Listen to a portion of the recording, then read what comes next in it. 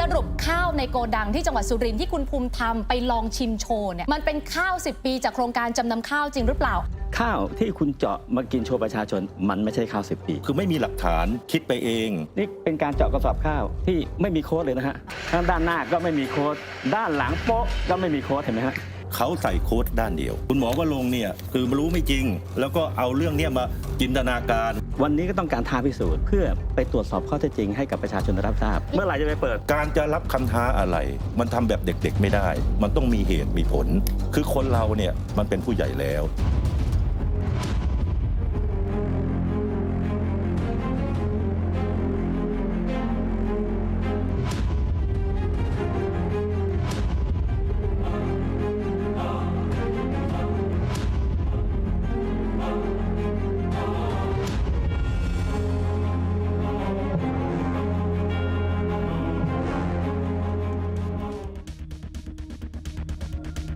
สวัสดีค่ะต้อนรับเข้าสู่ Top News Talk อยู่กับดิฉันหมิวอุบลรัตน์นะคะประเด็นเรื่องของข้าวเก่าค้างสต็อกจากโครงการจำนำข้าว10 ปีที่คุณภูมิธรรมไปเปิดโกดังที่สุรินทร์นะคะแล้วก็รับประทานโชว์ต่อหน้าสื่อมวลชนจริงๆไม่ต้องเกริ่นเยอะเพราะว่าเรื่องนี้เนี่ยมันดราม่าแล้วก็เดือดมีหลายคนจับสังเกตว่าข้าว10 ปีสภาพมันจะเป็นแบบนั้นเป็นไปได้จริงหรือไม่จะมีสารตกค้างไหมล่าสุดค่ะโฆษกรัฐบาลเช้านี้ทวิตข้อความเดือดเลยว่าถ้าข้าวล็อตนี้เอาไปประมูลเนี่ยแล้วขายได้ในกิโลกรัมละประมาณ18 บาท15 บาทจริงเนี่ยอ้าวแล้วการระบายข้าวในโครงการจำนำข้าวตลอดหลายปีที่ผ่านมามันมีขบวนการปั้นวัฒกรรมข้าวเน่าหรือเปล่าวันนี้ต้องคุยกับมือปราบจำนำข้าวนะคะต้อนรับคุณหมอวรงค์เดชกิจวิกรมสวัสดีค่ะคุณหมอค่ะสวัสดีครับดิฉันตาม Facebook คุณหมออยู่นะคะคุณหมอใช้คำว่านี่คือเพื่อไทยการละครเพื่อไทยการละครคืออะไรคุณหมอคะคือเป็นการแสดงละครของพรรคเพื่อไทยภายใต้การแสดงนำโดยคุณภูมิธรรม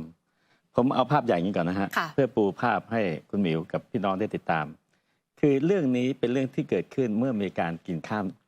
บอกว่าข้าว10 ปีกินได้แล้วบอกว่ายังหอมยังมีจมูกข้าวแล้วก็แล้วสุดท้ายก็มีการขานรับจาก I.O. รัฐบาลแม้แต่โฆษกรัฐบาลที่ต้องการจะบอกว่าข้าวไม่ได้เน่านะข้าวมันดีมีการโจมตีเกิดขึ้นนั้นผมจริงต้องการเห็นภาพใหญ่ว่าโครงการรับจำนำของรัฐบาลยิ่งลักษณ์เนี่ยมีข้าวเข้าโกดังรัฐบาลหลังจากที่คุณยิ่งลักษณ์มาอยู่ประมาณ18.6 ล้านตัน18.6 ล้านตันนี่มีการประมูลมาตลอดและใน18.6 ล้านตันก็มีทั้งของดีนะและมีของต่ำกว่ามาตรฐานเช่นสมมติว่าเป็นข้าวหอมมะลิแต่คุณเอาข้าวขาวปกติเข้าไปถือว่าต่ำมาตรฐานหรือคุณเอาปลายข้าวเข้าไปในโกดังข้าวสารปกตินี่ถือว่าต่ำมาตรฐานหรือคุณเอาข้าวเน่าเข้าไปซึ่งมันมีการจัดเกรดโดยธรรมชาติอยู่แล้วและเพื่อให้เห็นภาพตามหลักฐานเนี่ยผมให้ตากล้องช่วยซูมเข้ามาหน่อยดูนิดหนึ่งนี่คืออะไรคุณหมอวรงค์กำลังเปิดภาพอะไรให้ดูนี่คือภาพที่มันเป็นข้าวก็ข้าวเน่าจริงๆที่มันเกิดขึ้นที่ทางสตง.เป็นคนตรวจเป็นคนไปตรวจโกดังที่จังหวัดพิษณุโลกและสตง.เป็นคนเผยแพร่ภาพนี้ออกมาเองเอากล้องไหนดีกล้องนี้นะคะโทษนะครับผมให้คุณหมอเปิดไฟที่กล้องนิดนึงคือดิฉันต้องบอกแบบนี้ก่อนคือเมื่อเช้าคุณหมอชัยวัชรงค์ทวิตข้อความว่ามันจะมีขบวนการปั้นวัฒกรรมข้าวเน่าหรือเปล่าครับซึ่งคุณหมอเปิดภาพให้ดูว่ามันมีกระบวนการที่เกิดขึ้นจริงจำนำข้าวมีข้าวเน่าจริงแล้วก็ผมต้องการจะสื่อภาพด้วยมันจะมีภาพประเภทนี้เกิดขึ้นด้วยไหนคะกล้องเอากล้องไหนซูมเข้ามาผมเกรงว่าคนจะลืมนะฮะนี่คืออะไรคะคุณหมอทำไมมันมีช่องโหว่การทุจริตมีนั่งร้านเข้าไปซุกอยู่ในกองข้าวมันเป็นไปได้อย่างไรล่ะงั้นเมื่อเห็นภาพนี้ผมต้องการจะสื่อว่าข้าว18.6 ล้านตันมันมีหลายเกรดมันมีเกรดข้าวที่ดีที่ประมูลคนแย่งประมูลของดีหมดอันนี้ก็มีของที่ต่ำกว่ามาตรฐานก็มีเช่นผมยกตัวอย่างหอมมะลิแต่คุณเอาข้าวขาวเพราะราคามันต่างกันเยอะไปซุกอยู่ในหอมมะลิแต่ไม่ใช่ข้าวเน่านะกินได้ตามปกติแต่ราคามันต่างกันหรือแม้แต่ข้าวขาวปกติคุณเอาปลายข้าวเข้าไปซุกหรือแม้แต่คุณเอาข้าวเสื่อมสภาพและข้าวเน่าเข้าไปซุกงั้นมันจึงหลากหลายมากในการเปิดประมูลคือคุณหมอกำลังจะบอกว่าคือเราต้องตั้งหลักก่อนว่าข้าวในโกดังที่คุณภูมิธรรมไปเปิดที่จังหวัดสุรินทร์ถ้าเป็นข้าว10 ปีคุณภาพนั้นโอเคมันไม่ใช่ข้าวเน่าผมต้องชี้เห็นอย่างก่อนว่าเราเอาภาพใหญ่กันนะว่ามันมีความหลากหลายมีทั้งของดีและของไม่ดีปะปนกันไปไม่ได้บอกว่าข้าวในโครงการจำนำข้าวมันจะเป็นข้าวเน่าทั้งหมดถูกต้องเอาหลักนี้ให้ได้ก่อนและรัฐบาลในอดีตที่ผ่านมา 8-9 ปีก็พยายามประมูลมาต่อเนื่อง18.6 ล้านตันจนกระทั่งเหลือ 15,000 ตันสุดท้ายที่สุรินทร์ที่สุรินทร์พบมาถึงตรงนี้แล้วโครงการข้าวหอมมะลิที่จังหวัดสุรินทร์ ก็มีการประมูลเป็นข้าวปกติไม่ได้ประมูลเป็นข้าวเน่านะค่ะณขณะนั้นน่ะผมดูข้อมูลย้อนหลังเมื่อปี57มีการประมูลในราคาข้าวทั่วไปค่ะแต่ปรากฏว่าผู้ชนะการประมูลไม่มารับข้าวแล้วผมก็ตรวจสอบข่าวย้อนหลังเมื่อปี57ก็พบว่าเขาคอมเพลนว่าข้าวไม่ตรงปกแน่นอนคุณก็ต้องคิดว่ามันต้องมีอะไรไม่ปกติแล้วและมีการประมูลต่อเนื่องปี58ก็ไม่มารับข้าวประมูลต่อเนื่องปี63ก็ไม่มารับข้าวจนกระทั่งมาถึงรัฐบาลพรรคเพื่อไทยคุณภูมิธรรมเข้ามาเป็นรัฐมนตรีว่าการกระทรวงพาณิชย์ปรากฏว่าตอนเดือนมกราวันที่23มกราองค์การคลังสินค้าก็เปิดประมูลรอบที่4ค่ะมีการให้ยื่นซองวันที่31และเปิดซองวันที่8กุมภาเพื่อระบายข้าวให้หมดล็อตสุดท้ายให้จบภายในเดือนมีนาปัญหาอยู่ที่ว่ามีเอกสารสำคัญชิ้นหนึ่งที่หลุดออกมาให้ผมก็คือเฮ้ยทำไมประกาศยกเลิกวันที่30ก่อนยื่นซองแค่1 วันแค่1 วันโดยอ้างว่าไม่มีคนมาฟังไม่มีเหตุผลไอ้เรื่องการฟังคนในวงการข้าวเขารู้จักข้าวพวกนี้ดีอยู่แล้วคุณต้องรอดูวันที่31ว่ามีคนมายื่นซองไหมถ้าไม่มีคนมายื่นซองมันพอฟังขึ้นแล้วคุณเขายกเลิกแต่คุณยกเลิกก่อนยื่นซอง1 วันเท่ากับว่าคุณต้องการระงับทั้งที่ความจริงแล้วโครงการนี้ประมูลต่อเนื่องมาตลอดและสิ่งที่ตามมาถามว่าคุณระงับเพื่ออะไรก็เพื่อต้องการจะมาจัดดราม่าในเดือนมีนาคมเห็นภาพต่อเนื่องไหมฮะคุณหมอคิดว่ามันเกี่ยวข้องกันใช่ไหมคะคุณภูมิธรรมผมเปิดเผยแล้วว่าไอ้โม่งที่วันแรกผมไม่เปิดเผยเพราะผมรู้แล้วว่าใครเป็นคนสั่งให้หยุดแต่เขาไม่มีเอกสารให้ผมยืนยันว่าคนนั้นคือเรารู้อยู่แล้วว่าคุณภูมิธรรมแต่เนื่องจากเราไม่มีเอกสารในการสั่งว่าให้ระงับนะแต่ตอนหลังคุณภูมิธรรมเมื่อวานนี้ออกมารับเองว่าตัวเองเป็นคนสั่งการโดยให้เหตุผลว่าตัวเองเข้ามาเพื่อต้องการจะมาตรวจสอบความเรียบร้อยถ้ามีปัญหาอะไรตัวเองจะได้ชี้แจงได้ไอ้อย่างนี้มันพอรับได้แต่คุณก็ควรจะให้เจ้าหน้าที่ดำเนินการต่อเนื่องตามที่คุณต้องการแต่ปรากฏว่าคุณมาจัดดราม่าเดือนมีนาและแค่นั้นไม่พอจัดอลังการในเดือนพฤษภาคุณทำเพื่ออะไรแล้วสุดท้ายก็เกิดประเด็นเรื่องข้าวเน่าแล้วก็ไม่มีใครไปโจมตีคุณนะว่าโกดังนี้เป็นโกดังข้าวเน่ายังไม่มีนะแต่ภาพโครงการจำนำข้าวนั้นมีว่ามีข้าวไม่ได้มาตรฐานข้าวเน่ามันมีในภาพรวมของโครงการและของดีก็มีนี่คือภาพใหญ่ที่ผมต้องการจะสื่อก่อนอ๋อแล้วคุณภูมิธรรมจะได้ประโยชน์อะไรหรือรัฐบาลจะได้ประโยชน์อะไรจากการที่คุณหมอใช้คำว่านี่คือการจัดอีเวนต์ของรัฐบาลลองดูตรงนี้ก่อนนะฮะว่าสิ่งที่ต้องถามว่าคุณทำไมใช่ถ้าคุณบอกคุณให้สัมภาษณ์ผ่านสื่อว่าคุณก็ทำไม่ต้องไปจินตนาการเรื่องอะไรตามที่เขาพูดเราก็ต้องการให้ระบายค่าตามปกติก็ในเมื่อองค์การคลังสินค้าเขาก็ระบายตามปกติเขาอยู่แล้วเขากำลังจะเปิดประมูลเขาจะเปิดประมูลรอบที่4อยู่แล้วแล้วคุณก็ต้องรับรู้ประชาชนควรจะรู้เลยว่ามีการประมูลมาต่อเนื่องแต่ I.O. รัฐบาลเองพยายามโจมตีว่าทำไมทิ้งไว้ทำไมเก็บไว้ให้มันเป็น10 ปีเก็บไว้เพื่อให้มันเน่าหรือจะได้มาโจมตีเพื่อขายของราคาถูกๆนี่คือประเด็นที่เขาต้องการจะสื่อสารและตอนหลังเขาก็บอกว่าเขาต้องการทำตรงนี้เพื่อพิสูจน์ว่ามันกินได้เพื่อจะได้ระบายได้แต่ถ้าคุณต้องการให้ระบายจริงเขาทำอยู่แล้วนี่คุณก็ไปตามการประมูลไปตามการประมูลนี้หรือถ้าคุณต้องการจะเปลี่ยนแปลง TOR คุณก็เลยเจ้าหน้าที่มาคุยจะทำไงให้มันขายได้ง่ายขึ้นคุณก็เลยเข้ามาคุยแต่การที่คุณมาดราม่ากินข้าวแล้วมาโจมตีแล้วมาบอกว่าข้าวยังดีข้าวยังกินได้แล้วเครือข่ายก็มาเลยเห็นไหมใครว่าข้าวเน่าข้าวไม่เน่าแม้แต่โฆษกรัฐบาลก็ยังไม่ไปกันใหญ่เลยว่าคำนวณราคาขนาดนี้ขายราคาถูกลงมันเสียหายเท่าไหร่คุณมโนนะเพราะอะไรฮะอย่าลืมว่าโครงการรับจำนำข้าวถูกศาลฎีกาของนักการเมืองตัดสินแล้วโดยเฉพาะคดีจำนำข้าวไอ้ข้าวเสื่อมสภาพข้าวเน่าข้าวเสียมีอยู่ในคำพิพากษาไม่ได้พูดขึ้นมาลอยๆดังนั้นคุณต้องแยะให้ออกว่ากองไหนที่เป็นปัญหาไม่มีคนมานั่งวิพากษ์วิจารณ์กองนี้และกองนี้เป็นกองสุดท้ายผมจึงไม่แปลกว่าคุณภูมิธรรมเป็นไอ้โม่งที่มาสั่งยุติและนำไปสู่การดราม่าคำถามว่าดราม่าเพื่ออะไรจะถามเลยไหมฮะรู้จะเอาเลยถามเลยค่ะถามเลยก็ในเมื่อคุณดราม่ามาแล้วเป็นกระแสใหญ่โตเพราะเอาสื่อไปเยอะมากคน I.O. รัฐบาลเองก็พยายามมาโจมตีแม้แต่โฆษกรัฐบาลก็พยายามมาโจมตีว่าเห็นไหมพวกที่ต้องการจะปั่นแก่เรื่องข้าวเน่ามันไม่มีข้าวเน่าจริงข้าวนี้กินได้คุณก็ต้องการหวังผลทางการเมืองต้องการฟอกขาวโครงการรับจำนำข้าวและผมก็เชื่อว่านอกจากโครงการรับจำนำข้าวแล้วคุณก็ต้องการจะเชื่อมไปอย่างที่คุณยิ่งรักษณ์เพราะอย่าลืมว่าคุณยิ่งรักษณ์เนี่ยมันมีตาบาปของโครงการรับจำนำข้าวอยู่ด้วย จะเอาให้ต่อเลยไหมฮะหรือจะมีคำถามก่อน เอาต่อได้เลยค่ะคุณหมอ งั้นวันนี้ฮะเวลามาถึงตรงนี้แล้วเนี่ยผมเนี่ยมันเป็นคนนั่งดู แล้วเรารู้ข้อเท็จจริงเนี่ยผมรับไม่ได้หรอกถ้าคุณมาโกหกแต่ถ้าคุณมาดำเนินการทุกอย่างด้วยความโปร่งใสปกติ ผมก็ไม่ว่าอะไรผมก็สืบค้นข้อมูลว่าผมพอคุ้นๆอยู่นะเรื่องนี้ คนวงการข้าวผมรู้จักเยอะแยะเขาก็ให้ข้อมูลว่ามันเป็นแบบนี้เป็นแบบนี้จนกระทั่งส่งข้อมูลแบบนี้มาให้ผมว่าคนที่เบรกคือคนที่โจมตีว่าเก็บไว้ทำไม10 ปีไม่จริงแล้วนะประมูลเข้ารอบที่ 4แล้วนะระบายออกอย่างต่อเนื่องระบายต่อเนื่องแต่ไม่มารับของแล้วที่คุณภูมิธรรมบอกว่าที่ต้องมาทำเรื่องนี้เพราะมีคนร้องเรียนเข้ามาว่ามันมีข้าวเก็บอยู่ในโกดังเป็น10 ปีก็เลยมาดูด้วยตัวเองแล้วพบว่าเฮ้ยข้าวมันสภาพดีนี่นาฟังขึ้นไหมคะคุณภูมิธรรมกำลังหลอกตัวเอง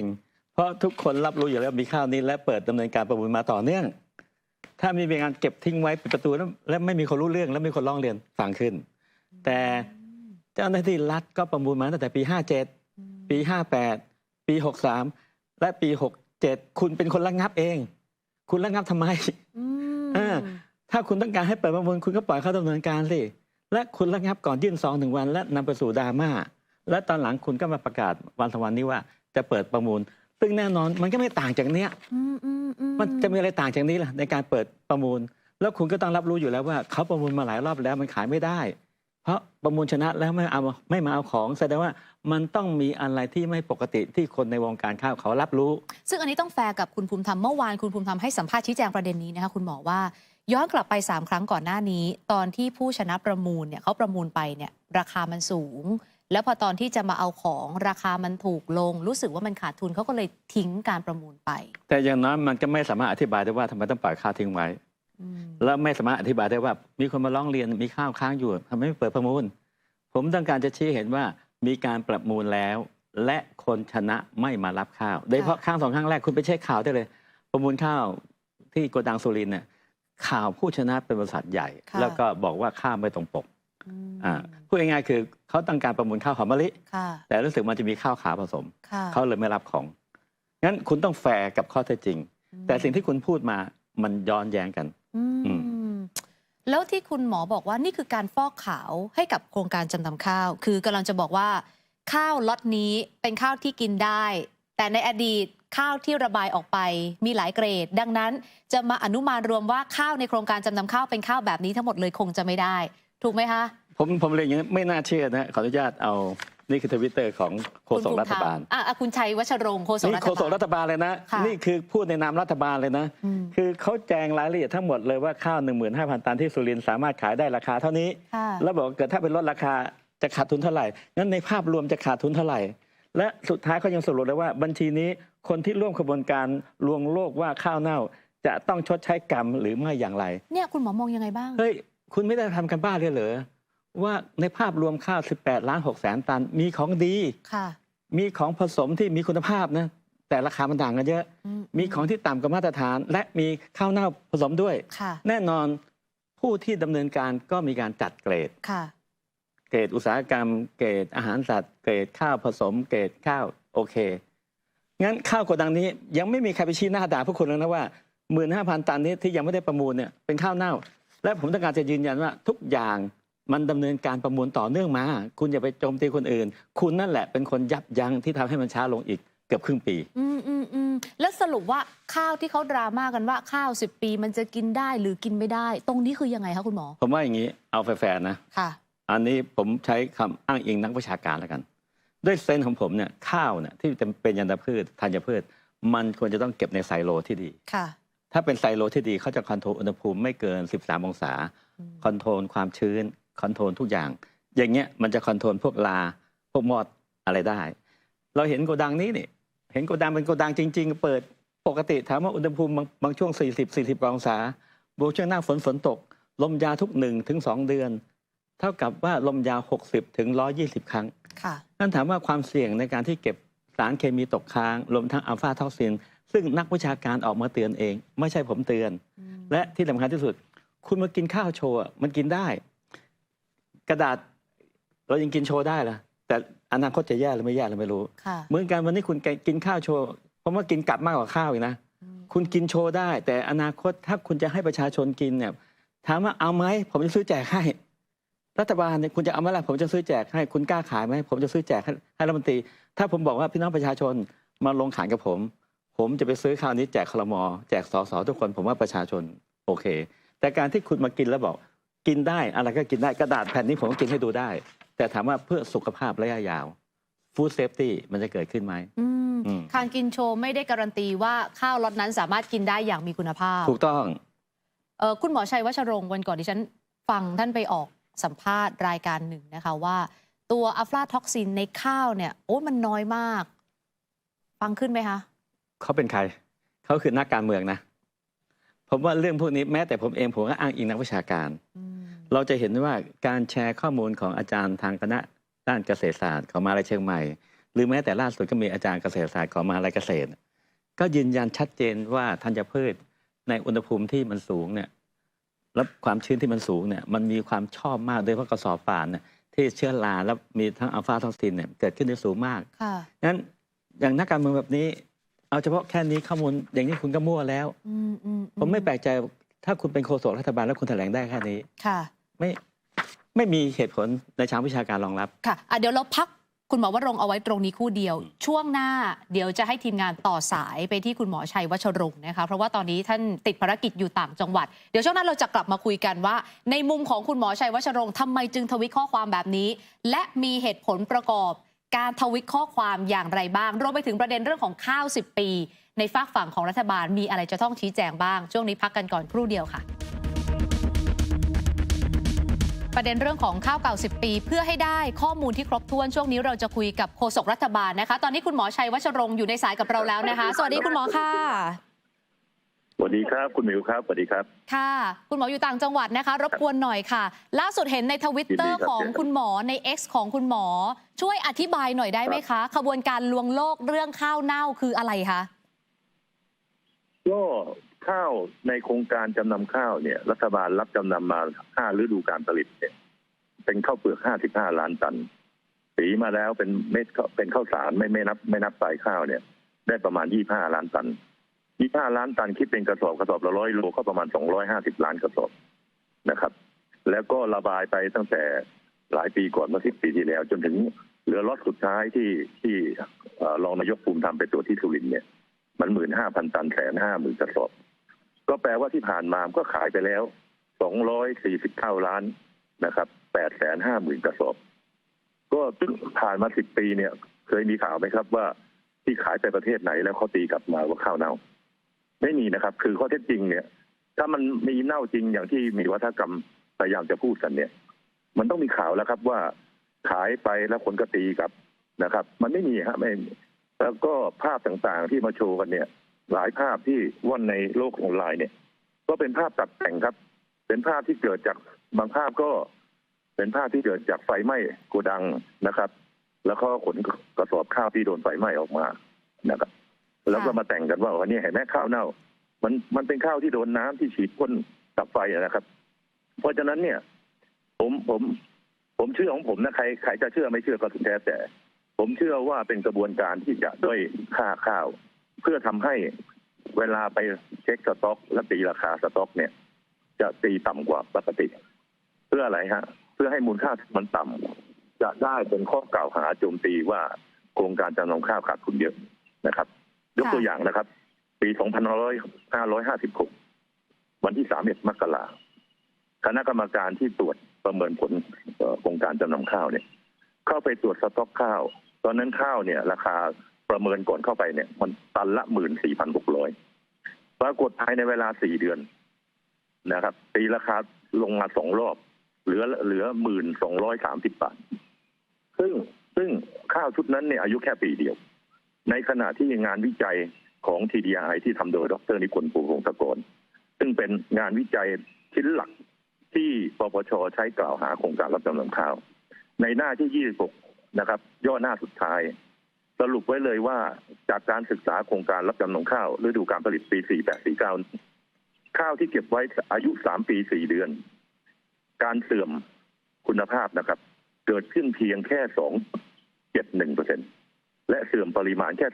0.72% รวมแล้วอายุ 3 ปี 4 เดือนข้าวนะครับในสต็อกความเสื่อมมันแค่ 3.43% เพราะฉะนั้น งานวิจัยซึ่งเป็นชิ้นหลักที่ปปชใช้ในการสู้กับคดีจำนำข้าวเนี่ยมันมีมาตรฐานชัดเจนศึกษาไว้เป็นรูปธรรมไม่ได้เกิดจากการคิดเองแต่เหตุไหนคณะกรรมการจึงไปตีราคาข้าวซึ่งอายุปีเดียวนะครับภายในเวลา4 เดือนตีลดลงไป 4,000 บาทข้าวลดนั้นที่ไปตรวจเนี่ย6 ล้านตัน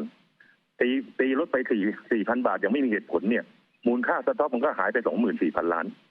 ก็ไปใส่คะแนนให้ว่าขาดทุนเยอะนะครับซึ่งจริงๆขอเรียนนะครับโครงการจำนำข้าวเนี่ยเรียกว่าขาดทุนเนี่ยพูดไม่ถูกหรอกครับมันเป็นโครงการซึ่งเงินที่ลงทุนไปนั้นมันไหลไปเข้ากระเป๋าชาวนาครับนะครับก็เหมือนกับองค์การประกันนะครับประกันรัฐก็ควักเงินจ่ายให้ชาวนาทำไมไม่เรียกว่าขาดทุนล่ะครับคุณหมอทราบใช่ไหมคะว่าข้าวในโครงการจำนำข้าวเนี่ยมันก็จะมีหลายเกรดซึ่งแน่นอนว่าการประมูลแต่ละครั้งแต่ละรอบเนี่ยราคามันก็จะไม่เท่ากันก็ถูกแน่นอนครับข้าวหอมมะลิข้าวเจ้าข้าวขาวมันเกรดมันไม่เท่ากันถูกต้องครับแต่ว่าต้องขอเรียนว่าข้าวเกรดที่ไม่เท่ากันเนี่ยมันกับข้าวเน่ามันคนละเรื่องนะครับเวลาพูดถึงข้าวเน่าเนี่ยวัฒกรรมนี้เนี่ยมันทำให้คนมองว่าโอ้โหข้าวมันเน่ามันเสียหายมันกินไม่ได้อย่างเรื่องนี้มันคนละเรื่องครับนะฮะอย่างข้าวที่สุรินทร์เนี่ยไม่มีใครไปบอกว่ามันเป็นข้าวเกรดพรีเมียมคือมันไม่ได้เป็นเกรดพรีเมียมมันเก็บไว้นานมันก็ตามสภาพของมันครับโรงสีเนี่ยเขารู้ดีครับข้าวอายุขนาดนี้ถ้าเขาซื้อประมูลไปเนี่ยครับเขาต้องไปปรับปรุงคุณภาพข้าวปรับปรุงเพื่อให้มันเรียกว่าสีเหลืองก็น้อยลงฝุ่นก็น้อยลงเขาก็จะ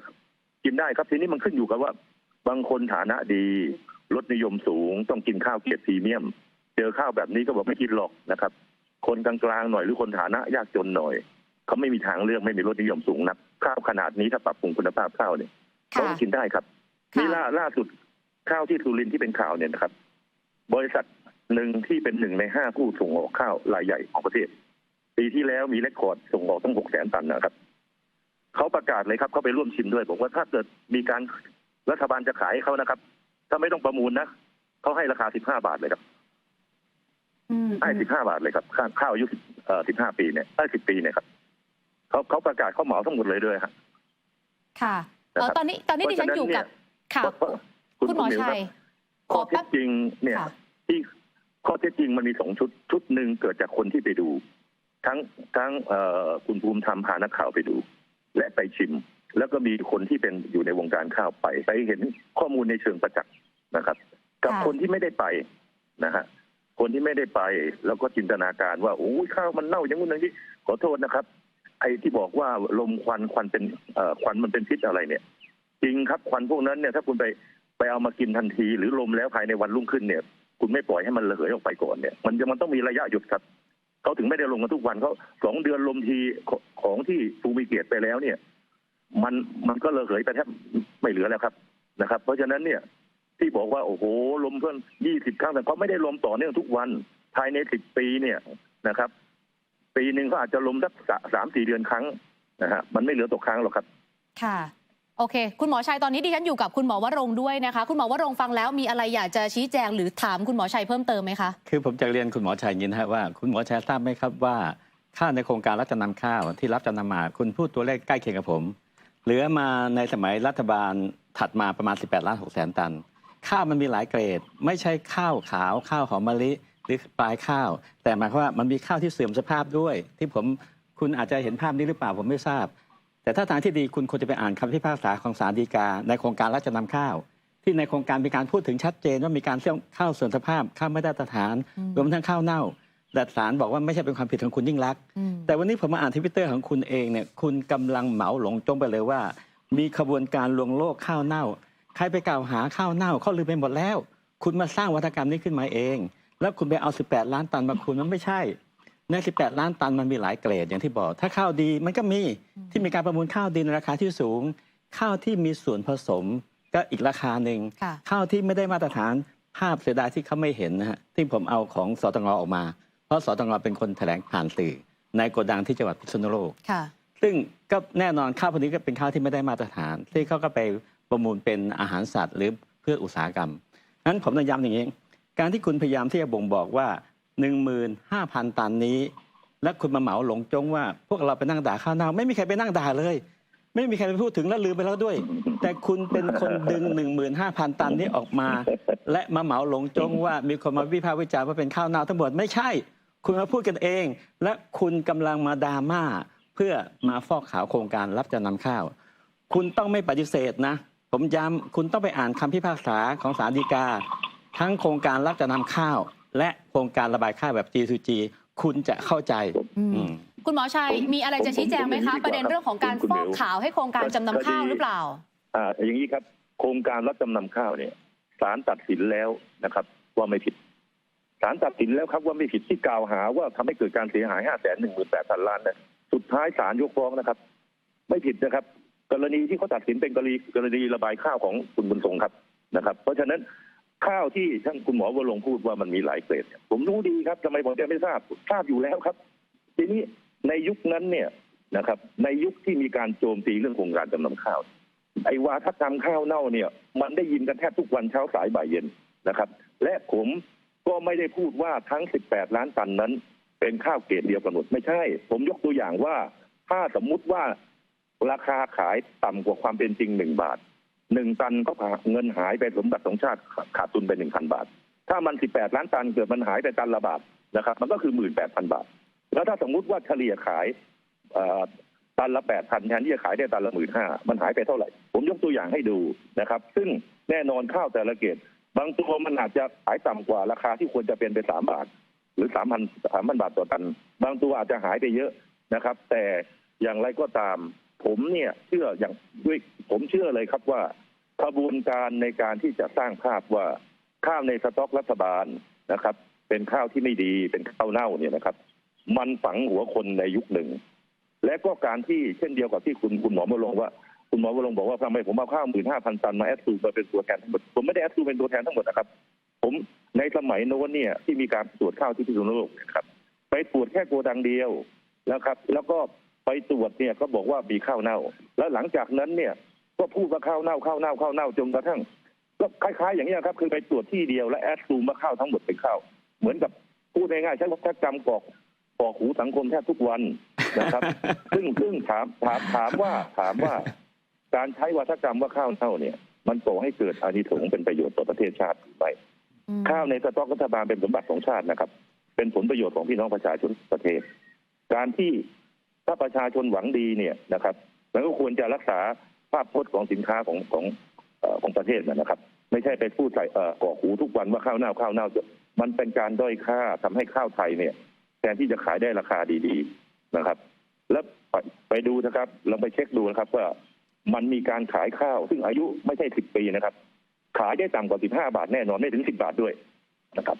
ตอนสมัยข้าวอายุแค่3 ปี4 ปี 5 ปีเนี่ยมันมีการไปประมูลนะครับประมูลจำนวนเยอะด้วยราคาต่ำกว่า10 บาทนะครับด้วยความชอบธรรมว่ามันข้าวไม่ดีเกรดมันไม่ดีมันเน่าแล้วนะครับเพราะฉะนั้นคนกินไม่ได้เอาไปให้ได้ไหมก่อนที่คุณหมอชัยครับไม่งั้นเดี๋ยวผมกลัวว่าเดี๋ยวเกรงว่าเดี๋ยวคุณวางสายแล้วเดี๋ยวจะหาว่าผมไม่แฟร์กับคุณโอเคถูกไหมฮะไม่งั้นเดี๋ยวกลายเป็นพูดไปวางสายแล้วผมพูดอยู่ฝ่ายเดียวค่ะคุณต้องยอมรับว่าในการตรวจโกดังข้าวไม่ได้ตรวจแค่จังหวัดพิษณุโลกโกดังเดียวเฉพาะสตง.ตรวจตั้งหลายโกดังผมจำได้ว่าในสมัยนั้นมันมีภาพที่ข้าวไม่ได้มาตรฐานเยอะมากแล้วจนกระทั่งตอนหลังที่มีคณะตรวจข้าวที่ของกระทรวงพาณิชย์ร่วมกับคสช.เนี่ยมันเป็น100 ชุดเลยและมันมีภาพที่ออกมาชัดเจนว่าเป็นภาพที่ไม่ได้มาตรฐานมีข้าวเหลืองที่มีภาพที่เผยแพร่ออกผ่านสื่อมาชัดเจนเขาจึงแบ่งเกรดข้าวเป็นเกรดเป็นเกรด A เกรด B เกรด C เกรด D ก็แล้วแต่ดังนั้นมันไม่ใช่โกดังเดียวตามที่คุณหมอชัยพูดถึงมันหลากหลายโกดังมากนั้นวันนี้ผมว่าสิ่งเหล่านี้เป็นสิ่งที่สังคมเขารับรู้ด้วยข้อเท็จจริงเองไม่ใช่ว่าผมจะมาอุปมาด้วยตัวผมเองมันเป็นกระแสของสังคมที่เกิดขึ้นเองในข้อเท็จจริงณขณะนั้นเพราะฉะนั้นเดี๋ยวเคลียร์กับคุณหมอชัยก่อนนะคะขอคำยืนยันชัดเจนว่าข้าวนิดเดียวครับครึ่งนาทีครับค่ะการที่คณะกรรมการไปตรวจและมีข่าวออกมาว่าข้าวในโกดังรัฐบาลต่ำกว่าสเปค 96.58% นะครับผมเป็นคนไปให้การในชั้นศาลอัยการถามผมประเด็นนี้ผมตอบเลยครับผมตอบว่าข้าวก่อนเข้าไปเนี่ยนะครับท่านทราบไหมมันเข้าไปด้วยสเปคอะไรแล้วก็ท่านเข้าไปตรวจท่านตั้งสเปคอะไรตรวจสมมติว่าสเปคข้าวเข้าไปสเปค 3ถ้าสเปค 2มันดีกว่า3สเปค 4มันแย่กว่า3ใช่ไหมครับ ถ้าไปถึงปุ๊บข้าวเข้าไปสเปค3แต่คุณไปตั้งสเปค2เพื่อตรวจมันยังไงมันก็ต้องตกถูกไหมครับผมถามอัยการประเด็นนี้เนี่ยอัยการตอบผมไม่ได้นะครับไม่รู้ว่าข้าวที่เข้าไปสเปคอะไรเพราะฉะนั้นสมมติถ้าจะกลั่นแกล้งกันนะครับถ้าจะกลั่นแกล้งจะรู้กันนะครับรู้ว่าข้าวเข้าไปสเปค4แต่ไปตั้งไว้สเปค2เพื่อตรวจคือพูดง่ายตั้งมาตรฐานตรวจให้มันสูงกว่าสเปคที่เป็นจริงของข้าวยังไงรีพอร์ตออกมามันก็ต้องตกสเปคครับเพราะฉะนั้นอันนี้เนี่ย เวลาเราดูแค่บอกว่าเขารายงานมาว่าข้าวมันตกสเปคเราจะเต็มอินทูคอนคลูชั่นไปเชื่อทันทีไม่ได้คุณต้องถามว่าคนไปตรวจเนี่ยคุณรู้จริงไหมว่าข้าวตอนออริจินอลที่เข้าไปใหม่ๆเนี่ยมันเข้าไปสเปคอะไรก็ต้องตรวจให้ตรงกับสเปคของมันนะครับแล้วผมตอบไม่ได้ครับอัยการไม่มีคำตอบอันนี้ครับผมขอตอบเลยได้ไหมฮะเพื่อคุณจะได้เข้าใจคุณจะได้แฟร์กับคุณด้วยเนื่องจากเวลาเหลือจำกัดหรือแค่นิดเดียวคุณหมอวรงค์ผมจะบอกให้เลยว่าที่กระสอบข้าวมันจะมีโค้ดไว้อยู่จะขอบข้าวจะบอกไว้เลยข้าวนี้ภายใต้โครงการรัชนำข้าวปีไหน54/55 แล้วเป็นข้าวขาวหรือเป็นข้าวหอมมะลิของจังหวัดไหนโกดังไหนโค้ดทุกอย่างจะบอกหมดแล้วทุกอย่างมันคือสเปคงั้นสเปคมันจะขาที่กระสอบแม้แต่ที่สุรินทร์ถ้าจะให้ผมไปดูผมก็พอดูได้ว่าสิ่งที่คุณเอามาเจาะมันใช่ข้าวในโครงการนั้นจริงหรือไม่งั้นทุกอย่างสเปคมันคากระสอบข้าวไม่ใช่มาบอกว่าแล้วมันไม่ได้หลากหลายนะเพราะรัฐบาลคุณยิ่งรักไม่ได้เก็บข้าวอย่างอื่นเลยเก็บแต่ข้าวสารงั้นการดูง่ายมากแล้วก็โค้ดมันจะบอกว่าจังหวัดไหนลงสีชื่ออะไรในโค้ดทุกอย่างจะบอกหมดงั้นการที่เขาไปตรวจแล้วภาพก็ออกมาผ่านสื่อมันก็คือข้าวที่ไม่ได้มาตรฐานแล้วข้าวบางอย่างที่ภาพที่ออกมาที่มันมีราขึ้นเต็มมันก็เป็นข้าวที่บ่งบอกว่ามันคือข้าวเสื่อมเหมือนข้าวเน่าแล้วผมจำได้ว่าคุณหมอชัยพูดถึงว่ามีการทำเขาเรียกว่าตกแต่งภาพผมจำได้ว่ามันมีอีกโกดังหนึ่งที่เป็นภาพเชื้อราขึ้นเต็มไปหมดเลยแล้วสื่อที่มีสื่อลักษณะไปลงข่าวผมจำได้ว่าทั้งโพสต์เดย์ทั้งมติชนหลายๆสำนักงานแล้วสื่อที่ไปในพื้นที่ก็ส่งภาพนี้ให้ผมมาลงเชื่อไหมว่าทัวร์หรือ I.O. ของพรรคเพื่อไทยพยายามโจมตีผมว่าหาว่าผมตกแต่งภาพผมตกแต่งไม่เป็นและหลักฐานก็ชัดเจนว่าสื่อต่างๆก็เอาไปลงแม้แต่คุณหมอชัยยังมาพูดเลยว่าตกแต่งภาพเพราะคุณไปได้ข้อมูลไม่ถูกต้องด้วยความที่เวลาจำกัดเพราะฉะนั้นเคลียร์กับคุณหมอชัยก่อนประเด็นสำคัญคือโครงการการไปกินข้าว10 ปีที่จังหวัดสุรินทร์เคลียร์ชัดๆว่านี่ไม่ใช่การฟอกขาวให้โครงการจำนำข้าวใช่ไหมคะคุณหมอชัยจะไปฟอกขาวยังไงครับแค่ไปตรวจโกดังแล้วรายงานด้วยข้อเท็จจริงนักข่าวก็ไปกันบ้านมีพยานเยอะแยะนะครับก็เพียงแต่กระทรวงพาณิชย์ต้องการจะไปชี้ให้ดูว่าสมบัติของชาติอายุ10 ปีนะครับสภาพโอเคมันลดคุณภาพมันก็ถดถอยไปสีมันเหลืองขึ้นมีฝุ่นมากขึ้นก็ตามสภาพของข้าวอายุ10 ปี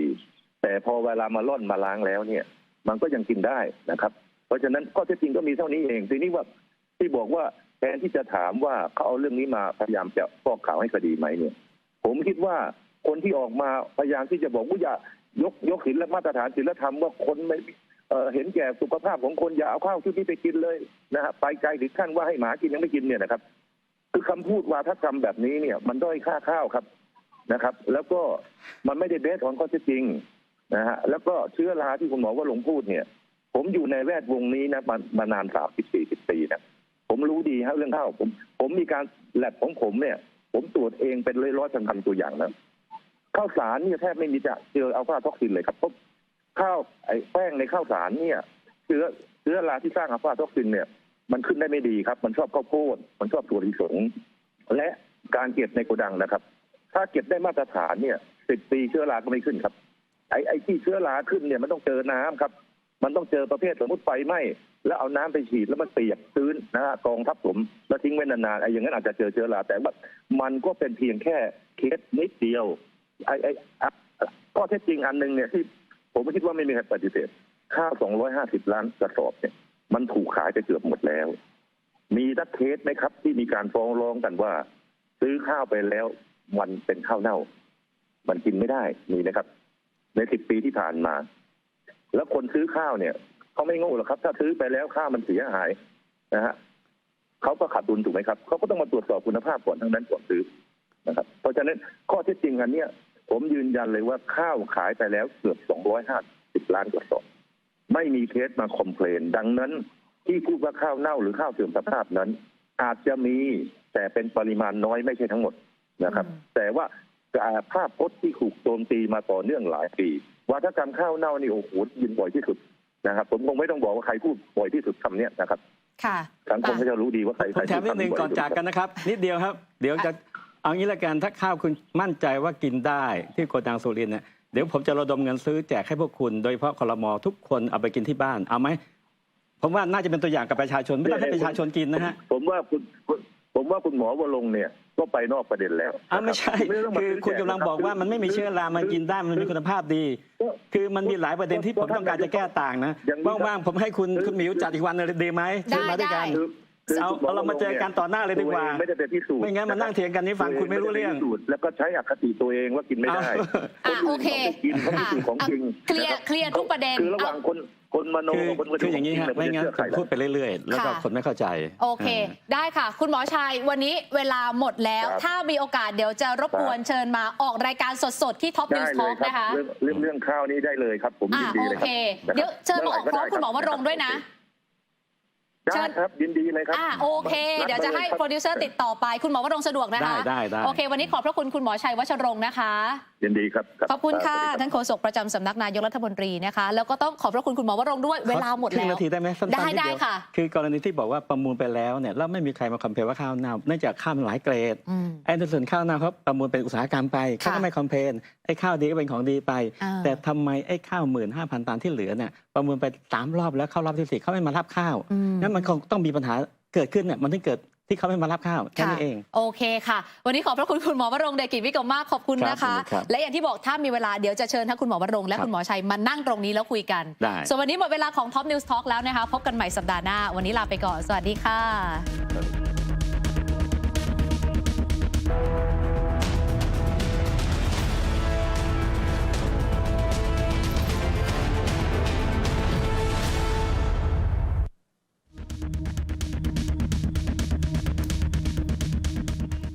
สวัสดีค่ะต้อนรับเข้าสู่ Top News Talk อยู่กับดิฉันหมิวอุบลรัตน์นะคะประเด็นเรื่องของข้าว10 ปีที่เป็นวิวาทะกันนะคะก่อนหน้านี้ 1-2 สัปดาห์ที่ผ่านมาอาจจะถกเถียงกันว่าข้าวที่จังหวัดสุรินทร์เนี่ยมันมีสารปนเปื้อนมันมีอัลฟาท็อกซินหรือเปล่าแต่ว่าตอนนี้ค่ะมันมีประเด็นใหม่ขึ้นมานั่นก็คือข้าวที่ท่านผู้ชมเห็นอยู่ด้านหลังเนี่ยนะคะนี่คือข้าว10 ปีจากโครงการจำนำข้าวจริงหรือเปล่านะคะเพราะฉะนั้นค่ะวันนี้ต้องหาคำตอบกันนะคะเชิญแขกรับเชิญทั้ง2ฝั่งมาร่วมพูดคุยแลกเปลี่ยนกันค่ะต้อนรับคุณหมอชัยวัชรงค์นะคะโฆษกประจำสำนักนายกรัฐมนตรีสวัสดีค่ะสวัสดีครับคุณมิวครับสวัสดีครับและแขกรับเชิญอีก1ท่านนะคะต้อนรับคุณหมอวรงค์เดชกิจวิกรมค่ะประธานพรรคไทยพรรคดีสวัสดีค่ะสวัสดีครับสวัสดีครับสวัสดีครับอย่างที่บอกนะคะเชื่อว่าข้อมูลจากคุณหมอทั้ง2ท่านจะเป็นประโยชน์กับคุณผู้ชมแล้วก็ประเทศชาติแน่นอนนะคะและรวมไปถึงทางออกของข้าว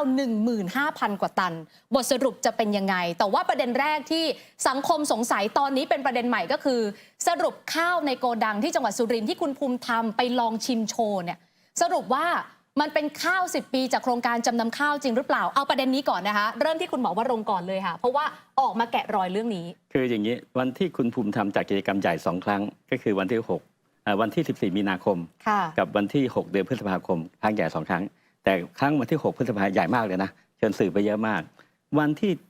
จัดกินข้าวตอนนั้นมันดูรู้สึกว่าด้วยเซนส์ผมในฐานะที่เคยตามเรื่องข้าวมา10 ปีผมเป็นคนถึงมันไม่น่าจะใช่อันนี้เป็นเซนส์แล้วนะแล้วประกอบกับกระแสสังคมก็มีความรู้สึกว่าประชาชนก็ไม่มั่นใจที่จะให้ไปกินข้าวแบบนั้นคือผมก็เป็นคำถามคาใจแล้วว่ามันใช่หรือไม่ใช่ผมจึงตั้งสมมติฐานหรือว่ามันไม่จริงงั้นวันนี้ผมก็เลยบอกกับคุณชัยเลยว่า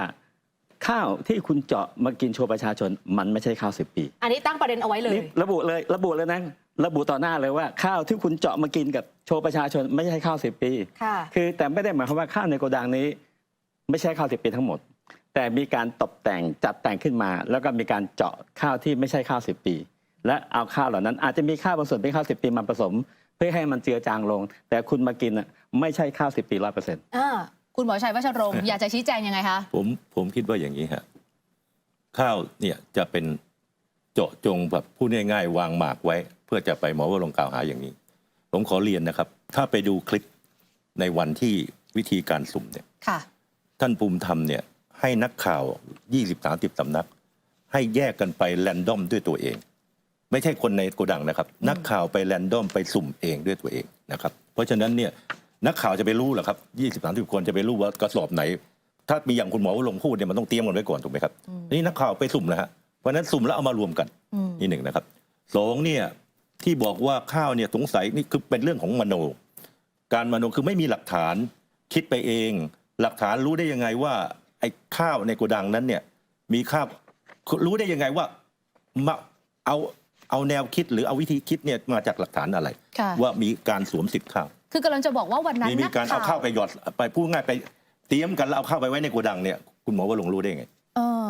คุณหมอวรงค์ ผม คะ ตอนนี้นะครับคือตอนแรกผมก็แปลกใจทำไมคุณภูมิธรรมช่างกล้าจริงๆอายุก็ไม่ได้น้อยแล้วนะแล้วก็เห็นสื่อกินบางคนก็หน้าตาดีไม่ดีปุ๊บวันหนึ่งผมเกิดความรู้สึกตรงนี้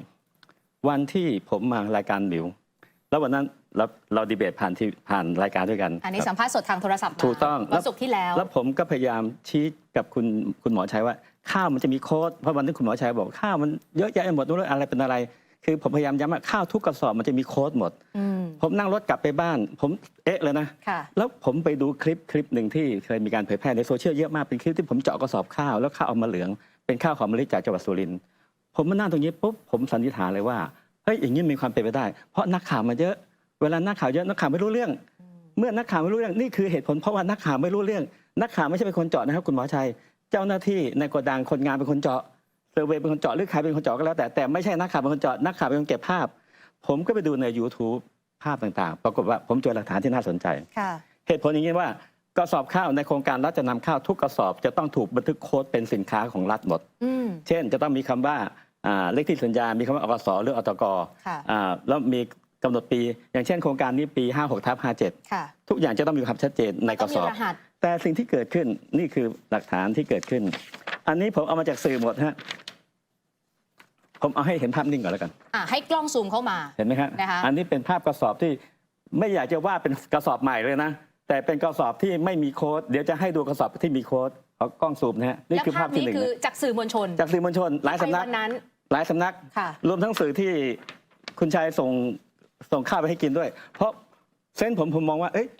พวกนี้ต้องลืมหมดละคนในวงการข้าวลืมหมดขนาดผมยังลืมแต่ผมมาสะดุดตรงที่มาออกรายการแล้วผมไปนอนคิดผมซึ่งไปค้นผมเสียเวลาเป็นคืนนะในการไล่ดูรายการของสื่อต่างๆที่มาเจอนี่ฮะนี่เป็นการเจาะกระสอบข้าวที่ไม่มีโค้ดเลยนะฮะไม่มีรหัสอะไรเลยนะฮะแล้วเอาให้ดีเพื่อจะได้ให้เคลียร์เดี๋ยวคุณหมอชัยจะได้ชัดเจนหมดอันนี้เป็นน้องสื่อสำนักหนึ่งเข้ามาสัมภาษณ์ผมแล้วเขาบอกพี่หมอผมไปถ่ายมาด้วยโดยที่ไม่ได้ลงฟุตเทจใช้มือถือถ่ายไม่เคยเปิดคลิปนี้มาก่อนไม่เคยเปิดคลิปนี้มาก่อนเลยซึ่งผมดูแล้วมันจะคล้ายๆกันลองดูนะฮะผมให้ดูประมาณ2คลิปสั้นๆ10 กว่าวินาทีเราลองดูคลิปนี้ก่อนแล้วกันขออนุญาตให้กล้องซูมเลยนะฮะกล้องซูมเข้ามาที่มือถือคุณหมอวรงค์เห็นไหมฮะโชว์ที่หลอดโชว์ที่เจาะขึ้นมาเจาะแล้วเอาข้าวอยู่ในผมขยายได้นะค้างไว้จะวางค้างไว้เห็นไหมกล้องกระสอบข้างๆมีเขียวๆอยู่นิดหน่อยนะแต่กระสอบนี้ยังดูใหม่อันนี้กระสอบที่1นะด้วยหลักการของโครงการรัฐจะนำข้าวของรัฐบาลสินค้ารัฐจะต้องมีรหัสหมดเราดูคลิปต่อไปนะฮะเพื่อให้เกิดความชัดเจนนะลองดูคลิปนี้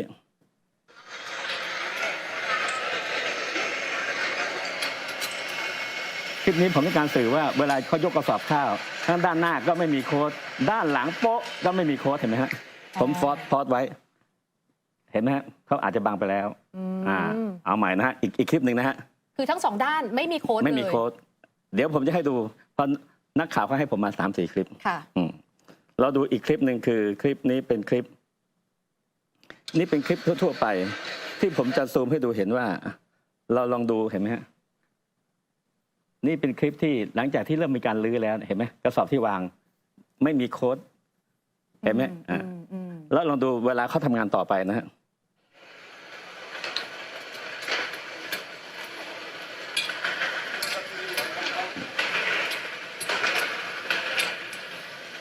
คลิปนี้เป็นคลิปที่ต้องการจะสื่อสารว่าขนาดด้านนี้ก็ไม่มี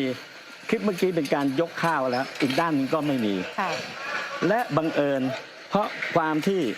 ผมจบนี้ก่อนนะฮะเพราะความที่ต่างฝ่ายต่างไม่เข้าใจผมยืนยันว่าทุกคนลืมหมดแม้แต่คุณภูมิธรรมคุณหมอชัยอาจจะลืมหมดแล้วในโครงการจะนำข้าวแม้แต่ผมยังลืมปรากฏว่าน้องนักข่าวเขาก็ถ่ายไปเรื่อยไอ้ภาพนี้มีหลายสำนักของท็อปนิวก็มีสื่อสำนักอื่นก็มีปรากฏว่าสื่อบางสำนักก็ไปถ่ายกองอื่นเพราะว่าถ่ายกองอื่นน่าสนใจนี้ฮะให้ดูฮะนี่คือสื่อกองไปถ่ายสื่อกองอื่นช่วยโค้ดนิดนึงผมขยายภาพให้เห็นไหมฮะ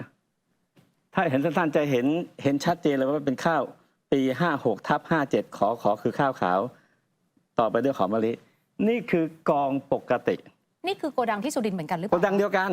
นสื่อคนเดียวกันไปเดินถ่ายเขาก็ถ่ายไปทั่วเขาไม่ได้คิดอะไรหรอกเขาบอกเขาก็ถ่ายเก็บอย่างนั้นเอง แต่จนกระทั่งหลังจากที่ผมมาเปิดประเด็นว่าหัวใจในการที่พิสูจน์ว่าข้าวนี้ไม่ใช่ข้าว10 ปีจริงย้ำเลยนะครับว่าโครงการรับจำนำของรัฐบาลยิ่งลักษณ์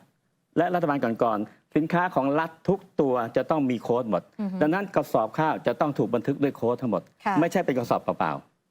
ประเด็นนี้คุณหมอชัยอยากจะชี้แจงยังไง คุณหมอ คะ ว่าลงรู้ไม่จริงครับ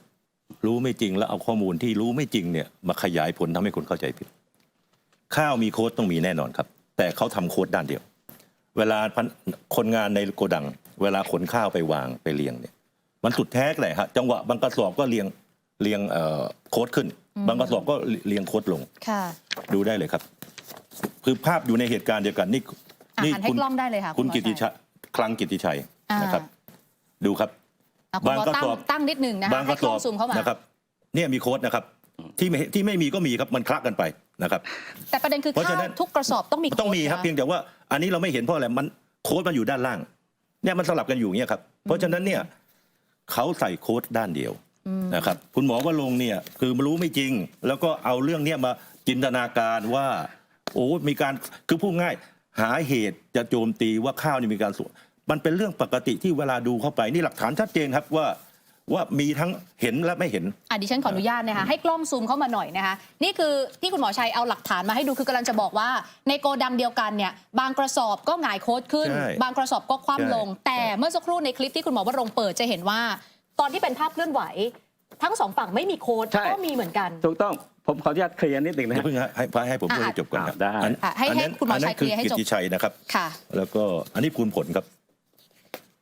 2โกดังเนี่ยฮะดูนะฮะของภูลผล ค่ะ ก็มีทั้งคือมาแล้วแต่ว่าจะพลิกด้านไหน นะครับ ในนี้ทั้งหมด150,000 กระสอบ ค่ะ ที่ไปตรวจเนี่ยนะครับ คุณหมอว่าลงเอาภาพเมื่อกี้เนี่ยนะครับ ที่ภาพเคลื่อนไหวเนี่ยผมต้องเรียนจริงๆนะผมดูไม่ชัดนะครับ และก็แน่นคือ1 กระสอบ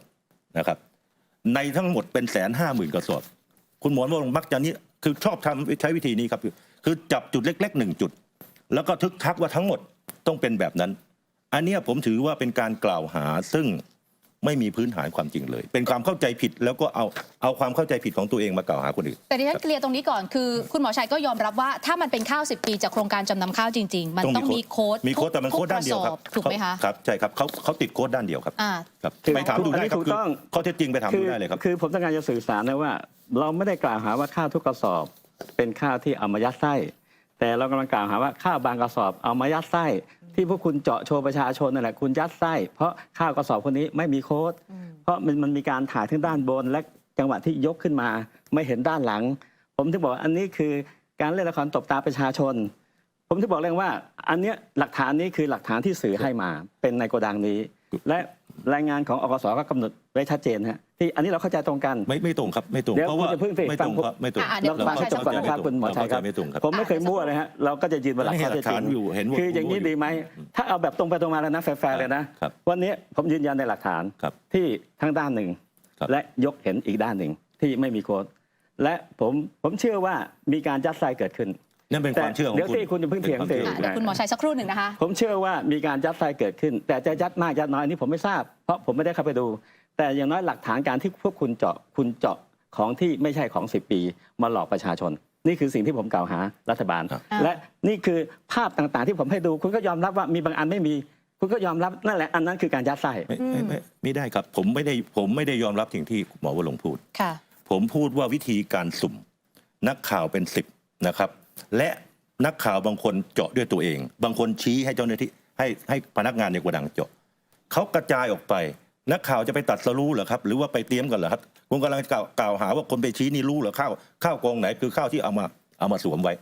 เพื่อจัดฉากมันเป็นไปไม่ได้คือ โดยหลักตรรกะพิจารณาด้วยเหตุผลตัดอคติออก วิธีการสุ่มอย่างนี้ยากมากๆเป็นไปไม่ได้ที่จะไปสุ่มแล้วโอ้ข้าวกระสอบนี้คุณต้องรู้กันนะมันวางตำแหน่งนี้อย่างนี้แล้วไม่ใช่คนเดียว2 คนมันเป็น20-30 คนคุณหมิวโดยหลักเหตุผลมันเป็นไปไม่ได้ ค่ะ นะครับ1โค้ดมันมีด้านเดียว ก็ไม่รู้คือไม่พูดตั้งแต่ต้นว่าโค้ดมีด้านเดียว กลับมาบอกให้แม่ด้านนี้หลักฐานไม่มีแปลว่าคือพูดง่ายทึกทักไปเอง2หาว่ามีการ เอาละพอผมจับได้ว่าหลักฐานมันไม่ใช่อย่างนั้นโอ้บางกระสอบต้องรู้กัน ถ้าบางกระสอบคนไปสุ่มต้องรู้กันถูกไหมครับทีนี้คน20-30 คนเขาไปเตรียมกันตอนไหนล่ะฮะแต่ในคลิปที่คุณหมอว่ารงเปิดเมื่อสักครู่นี้ ผม แล้ว เขา ลอง พูดเองดีกว่า พลิกด้าน นิดนึงเพราะว่าเขากล่าวหาไว้แรงที่ไปกล่าวหาว่าสื่อไปร่วมเจาะคุณจะไปกล่าวหาสื่อไม่ได้ ผมไม่ได้กล่าวหา เดี๋ยวนะฟังให้จบนะฮะฟังเมื่อกี้ผมยังฟังคุณให้จบแป๊บเดียวคือคุณหมอว่าลง จะฟังไม่ได้ต้องแฟร์ต่อกันฟังนะฮะเชิญคุณหมอว่าลงค่ะคืออย่างนี้สื่อเขาไม่ได้มีหน้าที่ไปเจาะเจ้าหน้าที่มีหน้าที่เจาะแต่ผมไม่แน่ใจว่าเจ้าหน้าที่ระดับไหนก็คืออาจจะเป็นเซอร์เวย์ก็แล้วแต่สื่อมีหน้าที่เก็บภาพและสื่อเขาเก็บภาพตามปกติของเขาเชื่อไหมว่าถ้าสื่อเขามีความรู้สื่อเขาก็คงจะมีความเป็นประเด็นที่เขาจะต้องพูดไปแล้วและเรื่องนี้ก็เงียบประมาณเนื่องจากว่าเพราะผมเป็นคนเซิร์ชต่อถึงรับรู้ว่าเฮ้ยเขาเอาหลักฐานมาดูว่าตามที่คุณหมอพูดมันมีจริงๆทั้งด้านหนึ่งไม่มีอีกด้านหนึ่งก็ไม่มีนี่คือประเด็นที่1ประเด็นที่2ที่คุณจะมากล่าวหาผมว่าไม่ได้เพราะผมมีเอกสารนี่คือการรายงานการประชุมของคณะกรรมการจำนำข้าวของข้าวโครงการปี 56/57และหลักฐานก็เขียนไว้ชัดเจนนะว่าการกำหนดรหัสกระสอบกำหนดขนาดตัวอักษรสูงไม่น้อยกว่า2 นิ้วครึ่งพิมพ์ได้ชัดเจนไม่น้อยกว่า1ด้านโดยให้มีสีอะไรก็ว่ากันกำหนดไปนี่เป็นรายละเอียดงั้นคุณจะมาคิดว่าผมเพิ่งมารู้ว่าพิมพ์ด้านเดียวเนี่ยมันไม่ใช่ผมรู้มาแล้วมันจึงเป็นเหตุผลที่ผมจะต้องเอาคลิปโชว์ทั้ง2ด้านเพื่อมาล็อกตัวคุณเองกลัวคุณจะดิ้นชัดเจนครับแล้วแบบนี้รัฐบาลจะชี้แจงยังไงเมื่อกี้ผมขอย้อนมานิดหนึ่งที่บอกว่านักข่าวไม่ได้เป็นคนไปแรนดอมเนี่ยนะครับผมขอเสนอนะครับเอาคลิปวันนั้นมีคลิปเผยแพร่นักข่าวไปกระจายกันด้วยคุณภูมิธรรมเชิญนักข่าวมาทั้งกลุ่มแล้วบอกนะเราใช้วิธีนะคุณจับเป็นครู่ไปนะแล้วก็กระจายไปแล้วแต่คุณจะไปเลือกกระสอบไหนบางคนไปเลือกชี้ให้พนักงานเจาะอันนี้มีหลักฐานชัดเจนคือนักข่าวไม่ได้เจาะเองแต่ว่าคือนักข่าวผมบางคนคือหมายว่าเหมือนเป็นคนเลือกอย่างนี้ดีกว่าฮะเจาะไม่สำคัญคือเขาเป็นคนเลือกกระสอบนี้เลือกกระสอบนี้บางคนเลือกถ้าหากว่าบางคนก็อาจจะเจาะด้วยตัวเองบางคนก็อาจจะใช้คนงานเจาะแต่เขาเป็นคนเลือกเพราะฉะนั้นเนี่ยคลิปนี้มีอยู่ชัดเจนและก็อย่าบอกว่าผมไปกล่าวหานักข่าวผมไม่ได้กล่าวหาผมพูดตามเนื้อผ้าคลิปมันมีเห็นชัดเจนทั่วบ้านทั่วเมืองเขารู้กันไม่เชื่อนะครับหลังจากรายการนี้เนี่ยคุณหมิวให้คนไปเช็คเลยครับว่าที่ผมพูดนี่จริงไหมถามนักข่าวเลยครับว่าจริงไม่จริงคือไปเช็คฟุตภาพย้อนหลังได้เลยใช่ครับแล้วถ้าไปเช็คแล้วในฟุตภาพข้าวสาร2ฝั่งมันไม่มีโค้ดเหรอคะคุณหมอก็ต้องไปดูว่ามันมี150,000 กระสอบเนี่ยเกือบทั้งหมด149,999 กระสอบเนี่ยมันเป็นแบบนี้ไหมนะครับและเขาไปสุ่มต้องไม่รู้กี่10 กระสอบถูกไหมครับถ้ามันมีครับไอ้กระสอบนี้สมมตินะฮะข้าวบางถุงเกิดมันแตกยกตัวอย่างนะครับเกิดมันแตกเกิดเขาซ่อมเขาก็ต้องเอาข้าว150,000 กระสอบ practical จริงๆเนี่ยบางทีมันมีบางจุดที่ล้มถุงแตกกระสอบแตกเขาเอากระสอบใหม่มาซ่อมย่อมเป็นไปได้ครับแต่เราต้องดูภาพรวมเราไม่ใช่เอาแค่กระสอบเดียวแล้วก็บอกโอ้โหทั้งหมดมันเป็นอย่างนี้ไม่ใช่ครับถามคุณหมอว่าเป็นไปได้ไหมคะที่จะต้องเอาข้าวมาซ่อมข้าวมันแตกคุณไม่ต้องไปพูดแล้วว่านักข่าวไปชี้อ่ะมันเป็นการกระทำของพวกคุณนักข่าวเป็นมีที่ไปเก็บภาพแม้สมมตินักข่าวไปชี้ก็เป็นเรื่องที่คุณอยากให้นักข่าวมีส่วนร่วมก็ผมไม่ได้ว่าอะไรกันแต่ผมต้องการจะสื่อสารว่าภาพที่มีการเจาะเนี่ยจะให้ผมฉายซ้ำอีกทีไหมให้ประชาชนเห็นชัดๆแล้วขยายด้วยฉายซ้ำอีกทีดีกว่าคุณจะได้เห็นชัดๆง่ายๆเลยไม่มีปัญหาฉายเลยครับแล้วก็เดี๋ยวจะได้เห็นความชัดเจนว่ามันมีการยัดไส้เกิดขึ้นจริงเอาภาพนี้ก่อนแล้วกันฮะให้กล้องซูมที่มือถือเอาประเด็นเรื่องของข้าวไม่มีรหัสไม่มีรหัสนะเห็นไหมฮะอันนี้ชัดเจนนะฮะจริงๆผมจะมองว่ากระสอบใหม่ด้วยนะ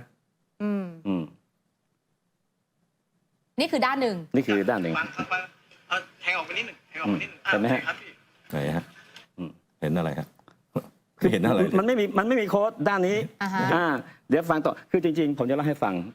ด้วยหลักการของโครงการจะนำข้าวในการวางกระสอบด้วยหลักการพื้นฐานเขาจะต้องเอาโค้ดวางไว้ข้างบนผมคุยกับผู้เชี่ยวชาญทั้งหมดเลยเพื่อจะได้รับรู้ว่านี่ข้าวคือข้าวอะไรไม่ใช่ไปวางอยู่ข้างหลังอย่างเงี้ยด้วยหลักการวันนี้คุณไม่รู้ได้ไงคุณเอาข้าวอะไรแต่เป็นไปได้ไหมคุณหมอว่ามันอาจจะอยู่ด้านล่างคืออย่างนี้ผมให้ดูหลายคลิปต้องการจะให้ดูหลายคลิปเพื่อจะได้สื่อสารอีกทีนะฮะผมให้ดูคลิปนี้นะฮะ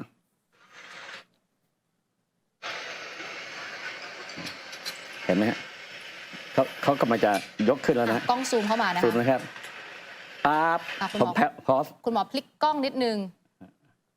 โอเคเห็นไหมฮะเอาใหม่นะเพราะมันแค่10 กว่าวินาทีเองเห็นไม่ชัดครับเอาใหม่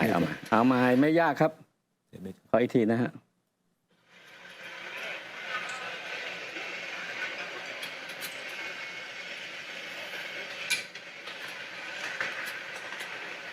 ด้านที่อยู่ข้างหลังตรงนั้น เห็นไหม คุณเห็นชัดไหมครับมี คุณเห็นไหม โค้ดรือปล่า ไม่ คือ คุณ ภาพ จะ เนี่ย เพิ่งสิคุณฟังผมเพื่อให้โปรดก่อน ภาพเนี่ย เพราะผมเป็นคนอธิบายภาพ ผมต้องการจะสื่อสารเห็นไหมว่าภาพนี้ขยายเนี่ยคุณเห็นไหมเห็นไหม แล้ว ด้านหลังก็ไม่มีโค้ด คุณเห็นได้ไงด้านหลังเนี่ยด้านหลัง คุณไม่รู้เรื่องเลยเนี่ยเขายกกระสอบขึ้นมาก็คือด้านนี้ ก็เนี่ยเห็นอยู่เนี่ยมันอีกด้านคุณเห็นนะอีกด้านคุณเห็นไหมฮะ คือนี่นะผมจะบอกให้นะว่า สังเกตว่าสื่อก็จะจับภาพพวกนี้มาเพราะส่วนใหญ่ก็จะจับภาพแบบนี้งั้นผมถึงบอกเลยว่าคุณน่ะสร้างละคร คือ ถ้าไม่มีการสร้างละครมันจะไม่มีปัญหาใดๆทั้งสิ้นกับสิ่งที่เกิดขึ้นในขณะนี้ ค่ะ ผมขอถามคุณหมอวรุณ อืม จากภาพที่คุณเห็นเมื่อกี้เนี่ยสมมตินะว่าเกิดถุงนี้ไม่มีโค้ด อืม กระสอบนี้ไม่มีโค้ดผมถามคุณหมอข้อที่หนึ่งนะครับว่า คุณหมอรู้ได้ไงการที่มันไม่มีโค้ดเกิดจากการเอาไปสอดเอาไปแทรกเอาไปวางยาคุณหมอรู้ได้ไง ไม่ คือคุณหมอไม่คิดเหรอว่า การที่ไม่มีโค้ดอาจจะเกิดจากถุงแตกแล้วก็ซ่อมกระสอบแตกแล้วก็ซ่อม คุณหมอพิสูจน์ได้ยังไงว่ามันเกิดจากการมีคนเอาเข้าไปวาง นะ ถ้าไม่ใช่อคตินะครับ โอเคนะ คือคนเราเนี่ยปกติ พอเห็นปุ๊บมันปรุงแต่งด้วยอคติ คุณอย่ามั่ว พอ สิ มีอ คุณ ค อย่า ติ มั่ว ปุ๊บก็บอก อย่าไปนอกเรื่อง นี่สอด เดี๋ยวสักครู่นะคะ นะครับ เพราะฉะนั้นมันเกิดจากสาเหตุอื่นได้ อืม คุณหมอไม่มีทางพิสูจน์ได้ คุณหมอพิสูจน์ได้ยังไงแค่ อ่านะ ถุงเดียว ผมคุยให้ฟังนะ ข้อที่สองนะครับ เดี๋ยวผมคุยให้ฟัง คุณหมอรู้ว่าในนั้นเนี่ยมีสมมติถุงเมื่อกี้ผมก็ยังไม่ยอมรับนะครับ อืม กระสอบเมื่อกี้ ผมขอถามคุณหมอว่าเคสแบบเนี้ยใน150,000กระสอบเนี่ยคุณหมอรู้ยังไงว่ามันทั้งหมดมันไปวางกันกี่กระสอบ ไม่มีใครรู้ ถ้าเป็นก็ไม่ มีใครรู้ คือไม่รู้ไงก็คือจิ เดี๋ น ยว ต สิ นาการไงฮะ เดี๋ยวสิ ดิฉัน มโน สรุป เดี๋ยว ประเด็นจากคุณหมอ ใช้มโน ชั อย ย่างเดียว นะคะ คือเป็นไปได้ไหมคะคุณหมอวรงค์ที่ข้าวอาจจะชำรุดแล้วก็มีการเปลี่ยนกระสอบใหม่เข้ามาซ่อม คืออย่างนี้นะเนื่องจากข้าวเป็นข้าวที่ยกออกจากกอง ค่ะ มันยิ่งยาก การที่ข้าวยกจากกองคุณเอากระสอบใหม่เข้าไปซุกเนี่ยมันไม่มีเหตุผลใดๆที่คุณจะเข้าไปซุกเดี๋ยวผมจะอธิบาย คือภาพที่ต้องการจะสื่อย้ำอีกทีหนึ่งคือ ภาพนี้เนี่ยเราไม่ได้ไปกล่าวหาลอยๆแต่ภาพมันดูแล้วมันเป็นกระสอบใหม่ด้วย มันไม่ใช่เป็นกระสอบเก่ากระสอบผมให้ดูเลยนะฮะอีกครั้งหนึ่งนะฮะคือเวลาจับผิดมันไม่สามารถไปจับได้ทั้งหมดหรอกมันมีภาพไหนหลุดมานะอันนั้นจะเป็นข้อสันนิษฐานแล้วว่ามันมีความไม่โปร่งใสหรือไม่ปกติเกิดขึ้นนี่ครับแล้วดูสิเราดูกระสอบนี้นะฮะเราดูกระสอบนี้นะฮะขอกล้อง กล้องซูมเข้ามาหน่อย ซูมเข้า ค่ะ มานะฮะเห็นไหมฮะ อ่า กระสอบใหม่นะฮะเดี๋ยวผมให้ดูอีกคลิปหนึ่งนะฮะ นี่เป็นข้อสังเกตของคุณห ข้อ มอ สัง ว เก ร ต งค์ นะฮะและ ค่ะ ไม่มีเหตุผลใดๆที่คุณจะเปลี่ยนกระสอบเพราะดูคลิปนี้ต่อ เราดูคลิปนี้ ผมพอสไว้เลยแล้วกัน ค่ะ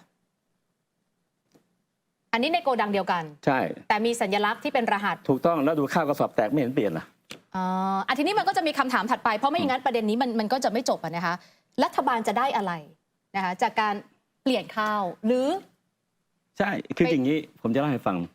คือมันต้องย้อนกลับไปว่าทำไมรัฐบาลคิดไปทำดราม่ากินข้าวถึง2 รอบ อืม อันนั้นคือหัวใจมากกว่า อันนั้นคือปัญหาที่รัฐบาลคิดไม่ถึงว่าตัวเองไม่น่าไปทำสิ่งนี้เลย ถ้ารัฐบาลต้องการจะค้าขายข้าวแบบตรงไปตรงมาไม่มีใครว่าอะไรคุณเลย แต่การที่คุณไปกินข้าวไปดราม่าวันกลางเดือนมีนาและวันที่6 พฤษภาแล้วคุณก็พยายามที่จะบ่งบอกว่าทุกอย่างดีไม่มีปัญหาอะไร คนสังคมกระแสโซเชียลเขาไม่เชื่อเขามีความรู้สึกว่ามันต้องมีอะไรไม่ปกติ ผมก็ไม่เชื่อ แต่ผมถึงต้องมาพิสูจน์ว่าอ๋อแสดงว่าข้าวที่คุณไปเจาะมันเป็นข้าวใหม่กระสอบใหม่ที่ไปยัดเข้าไป เพื่อต้องการสร้างภาพให้ทุกอย่างให้โครงการและจำนำข้าวมันไม่มีปัญหา ผมบอกแฟร์ตรงไปตรงมาเอาไหมวันนี้ผมไม่ได้มาแบบมั่วๆเอกสารต่างๆ ครบมาก เราไปพิสูจน์ที่โกดังกันเลย ไปไหมไปพรุ่งนี้เลยก็ได้ คือแฟร์ๆอันนี้คือสมบัติประชาชนนะไม่ใช่สมบัติของใครคนใดคนหนึ่งไม่ใช่ของรัฐบาล ประชาชนทุกคนก็เป็นห่วงเป็นใยกับเรื่องเหล่านี้ ประชาชนก็ต้องการความโปร่งใสงั้นแฟร์ที่สุดพรุ่งนี้บินไปลงที่จังหวัดใกล้ๆแล้วไปที่โกดังนั่นเลย เราไปดูด้วยกัน ผมไม่ตอบคำถามนี้ ค่ะ ผมจะตอบคำถามเมื่อกี้ว่าทำไมถึงไปคุณภูมิธรรมพาคนไปทำไม ค่ะ ก่อนหน้านี้เนี่ยคุณเมลการประมูลข้าวในโกดัง ก่อนที่รัฐบาลเพื่อไทยจะเข้ามาเขามีกติกาตามระเบียบว่าไงรู้ไหมครับ ไม่มีการตั้งราคากลาง ว่าข้าวสมควรจะราคาขั้นต่ำเท่าไหร่เขาใช้วิธีคนมาประมูลใครให้ราคาสูงสุดได้ไป แม้ว่าราคาสูงสุดนั้นอาจจะต่ำกว่าราคาตลาดเยอะผิดปกติ ก็ถือว่าถูกกติกา เที่ยวนี้รัฐบาลมาใหม่ ท่านภูมิธรรมในฐานะรับผิดชอบกระทรวงพาณิชย์รู้ประวัติการประมูลข้าวแบบนี้ ได้ยินกิตติศัพท์ว่ามันมีการหัวกัน พูดง่ายๆไปตัวหัวกันในการประมูลราคาข้าว ข้าวดีๆ ประมูลถูก โดยที่ผู้บริหารก็เซ็นโดยไม่รู้ อันนี้คือได้ยินมาแต่ไม่ได้มีหลักฐานใช่ไหม ใช่ คุ ครับ ณหมอ เพราะฉะนั้นคุณภูมิธรรมเที่ยวนี้ ข้าวล็อตนี้ ถ้าจะใช้วิธีเดิม แล้วให้ท่านต้องเป็นคนเซ็นอนุมัติ ท่านบอกอย่าเลย ไปดูเลยดีกว่า ไปดูเลยว่าถ้าข้าวมันเสียมันใช้ไม่ได้จริง เกิดขายไม่ได้ประมูลไม่ได้กระทรวงพาณิชย์ก็บอกเนี่ยก็ภาพมันคือมันไม่ดีก็ขายไม่ได้ก็คือขายไม่ได้โปร่งใสถ้ามันจะขายได้สภาพมันขายตามสภาพมันควรจะขายได้เท่าไหร่ก็เลยต้องไปช่วยการันตีท่านก็คือต้องการให้นักข่าวไปดูว่า ถ้าเกิดไม่ได้ขายข้าวกองนี้ไม่ได้ปล่อยปละละเลยนะครับสมมุติว่าสภาพมันแย่จริงๆก็ขายไม่ได้ก็อย่างน้อยสื่อมวลชนเป็นพยานหรือถ้าจะขายได้ก็ควรจะรู้ว่าควรจะขายเท่าไหร่ไม่ใช่ปล่อยไปตามกติกาเดิมโดยที่ผู้บริหารที่มีอำนาจเซ็นไม่เข้าไปดูของจริงนะครับแต่ว่าดิฉันเข้าใจว่าตอนแรกเนี่ยมันจะมีการเปิดประมูลอยู่แล้วใช่ไหมคะข้าวกองนี้เปิดประมูลครั้งสุดท้ายไม่ใช่ประมูลมาตลอดนะครับครั้งสุดท้ายประมูลปี62หลังจากปี62แล้วไม่ได้ประมูลอีกเลยนะครับจนกระทั่งมาปี67ไอ้ที่บอกว่าประมูลมาต่อเนื่องไม่ใช่หรอกครับมันต่อเนื่องแล้วมันมาเว้นวรรค 4-5 ปีตั้งแต่62ถึง67นะครับเพราะฉะนั้นเนี่ยมันเป็นอย่างนั้นทีนี้บางกรณีผมขอพูดเลยไปนิดหนึ่งว่าข้อกล่าวหาอันนี้เนี่ยมีบางคนผมไม่ทราบว่าหมอวรงค์ได้พูดหรือเปล่านะแต่ว่ามีบางคนบอกว่าประมูลเนี่ยเจ้าของโกดังประมูลเองแท้ๆแต่รับไปแค่บางส่วนแล้วยกเลิกมีใช่ไหมประเด็นนี้แล้วก็คนก็ไปสร้างจินตนาการแสดงว่าเจ้าของต้องรู้ว่าข้าวมันไม่ดีแล้วข้อเท็จจริงมันเป็นยังไงคะข้อเท็จจริงก็คือตอนประมูลเนี่ยราคาในตลาดกลางทั่วไปมันยังขายแล้วมีกำไรอยู่ประมูลเท่านี้ราคาข้างนอกมีเท่านี้นะครับพอระหว่างรับข้าวไปไม่ได้รับวันเดียวนะครับทยอยรับปรากฏว่าราคาตลาดมันร่วงลงมาต่ำกว่าราคาประมูลเขาเลยทิ้งของครับเพราะฉะนั้นอย่าจินตนาการไปในทางลบเลยครับว่าโอ้เจ้าของโกดังรู้แท้ๆนะที่ทิ้งเพราะข้าวมันไม่ดีไม่จริงหรอกครับมันเกิดจากไปดูได้เลยฮะราคาประมูลกับราคาตลาดเนี่ยพอประมูลไปแล้วระหว่างขนออกไปมันเริ่มไม่มีกำไรเริ่มขาดทุนถ้าเอาคนหมดมันจะขาดทุนครับนี่คือสาเหตุจริงๆนะครับเป็นสาเหตุที่แท้จริงไม่ใช่สาเหตุที่เขามโนกันแต่ก่อนหน้านี้มีผู้ชนะการประมูลออกมายอมรับว่าที่ไม่มารับข้าวผมขอเคลียร์บ้างดีกว่าเพราะมันหลายประเด็นมากผมจบประเด็นไปเยอะอย่างที่เราตกลงกันว่าสักคนละ3 นาทีคืออย่างนี้ฮะการที่คุณภูมิธรรมมาจัดอีเวนต์คุณชัยไม่ได้พูดถึงว่าอคส.จะจัดประมูลตอนเดือนมกราคมแล้วมกราคมปี67แล้วก็ผมเป็นคนเปิดประเด็นเองว่าให้มีการยื่นซองวันที่31แล้วมีไอ้โม่งตอนหลังคุณภูมิธรรมก็มายอมรับเองว่าเขาเป็นคนสั่งให้ยุติก็คือเป็นการยุติ30ก็ผมก็สามารถคาดการณ์ได้ว่าคุณต้องการเอามาจัดอีเวนต์คำถามว่าข้าว18 ล้านตันกับ 15,000 ตันท่านคิดว่าเหมือนเรามาจัดการหนี้เป็นหนี้18 ล้านกับหนี้หมื่นกว่าบาทมันแตกต่างกันมากนั่นประเด็นอยู่ตรงนี้แล้วทำไมเขาต้องลงทุนขนาดนี้ด้วยสามัญสำนึกเราเป็นนักการเมืองเราก็รู้ว่าคุณยิ่งรักษณ์ต้องการจะกลับบ้านเขาก็ต้องการจะฟอกขาวโครงการจะนำข้าวต้องการฟอกขาวให้คุณยิ่งรักษณ์อันนี้คือประเด็นที่ผมต้องเคลียร์ที่คุณบอกว่าไม่มีการประมูลแล้วก็ผมยืนยันว่ามีแล้วก็คุณภูมิธรรมเป็นคนระงับมกราคมนี้เองนะอันนี้ประเด็นที่1ที่ต้องตอบโต้ประเด็นที่2ที่คุณบอกว่าเจ้าของโกดังพวกนี้มีการประมูลตอนปี57และปี58ส่วนหนึ่งของพงเป็นโกดังหนึ่งนะและอีกโกดังหนึ่งก็กิตติชัยพูนผลกับกิตติชัยคือคุณจะมาอ้างว่าเขาประมูลไปแล้วราคาข้าวตกแล้วเขาไม่ประมูลไม่จริงเหตุผลเนื่องจากว่าวันก่อนผมไปดีเบตกับเจ้าคนที่ไปประมูลเองเขายืนยันว่าเขาเป็นผู้ประมูลเองเขาบอกว่าเขาประมูลข้าวหอมมะลิแต่ปรากฏว่าผมรับไปแล้วมันกลายเป็นข้าวเจ้าข้าวขาวธรรมดาราคามันต่างกันเยอะแล้วผมจะรับได้ไงผมก็ไม่รับก็ถือว่าเขารับไปประมาณสัก 9,000 ตันเขายังอ้างระบุเลยนะว่าบริษัทนครหลวงค้าข้าวไม่รับซึ่งก็เข้าใจได้เนื่องจากว่า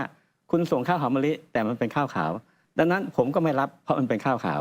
ดังนั้นการที่คุณภูมิธรรมรวมทั้งคุณหมอชัยที่นั่งต่อหน้าบอกว่าที่เขาประมูลแล้วและเขาไม่มารับข้าวเพราะราคาข้าวมันตกเขาเลยยอมเสียค่าปรับไม่จริงฮะปัญหาคือข้าวไม่ตรงสเปคข้าวไม่ตรงมาตรฐานของโกดังนี้คือมาตรฐานข้าวหอมมะลิแต่มีการยัดไส้เอาข้าวขาวเข้าไปอันนี้เจ้าของโกดังยอมรับเองเจ้าของยอมที่ชนะการประมูลผมเคลียร์นิดนึงนะผมไม่อยากให้หนีประเด็นเรื่องเพราะไม่งั้นเดี๋ยวกลับมาคุณหมิวต้องคุมประเด็นเพราะว่าผมกำลังจะกล่าวหาว่าพวกคุณดราม่าในการเอาข้าวที่ไม่ตรงสเปคเข้าไปถูกไหมฮะผมถึงบอกว่าวันนี้หลักฐานผมชัดเจนท่านด้านหน้าด้านหลังจะมีกี่กระสอบผมไม่รู้แต่ผมรู้ว่าภาพที่สื่อมาเจาะเยอะๆก็เป็นข้าวที่ไม่มีโค้ดขององค์การคลังสินค้าสังเกตไหมไปค้นได้เลยว่าหลายสำนักเวลาปีนขึ้นไปเจาะก็จะเป็นมุมอย่างเงี้ยไม่มีอาจจะมีเจาะข้างล่างอยู่บ้างอันนี้เป็นข้อสังเกตคุณหมอวรงค์นะคะเดี๋ยวนะผมจะต่อดังนั้นสิ่งที่เกิดขึ้นกระสอบใหม่และไม่มีโค้ดมันเป็นการบ่งบอกว่าไอ้คุณยัดไส้ละ แล้ววันนี้ขนาดเอาหลักฐานมาขนาดนี้คุณก็ยังไม่ยอมรับ คุณอาจจะบอกว่ามีไม่กี่กระสอบใครไม่รู้ผมไม่รู้แต่อย่างน้อยกระสอบที่คุณเจาะเนี่ยสิ่งที่คุณกินมันไม่ใช่ข้าว10 ปีคุณกินข้าวที่อาจจะไม่กี่ปีก็ได้ อันนี้ผมไม่รู้ผมถึงบอกว่าถ้าคุณยอมรับผมก็จะจบก็ไม่พูดแล้วคุณไปแก้เอาแต่ถ้าคุณไม่ยอมรับผมก็จะท้าคุณสมบัติประชาชน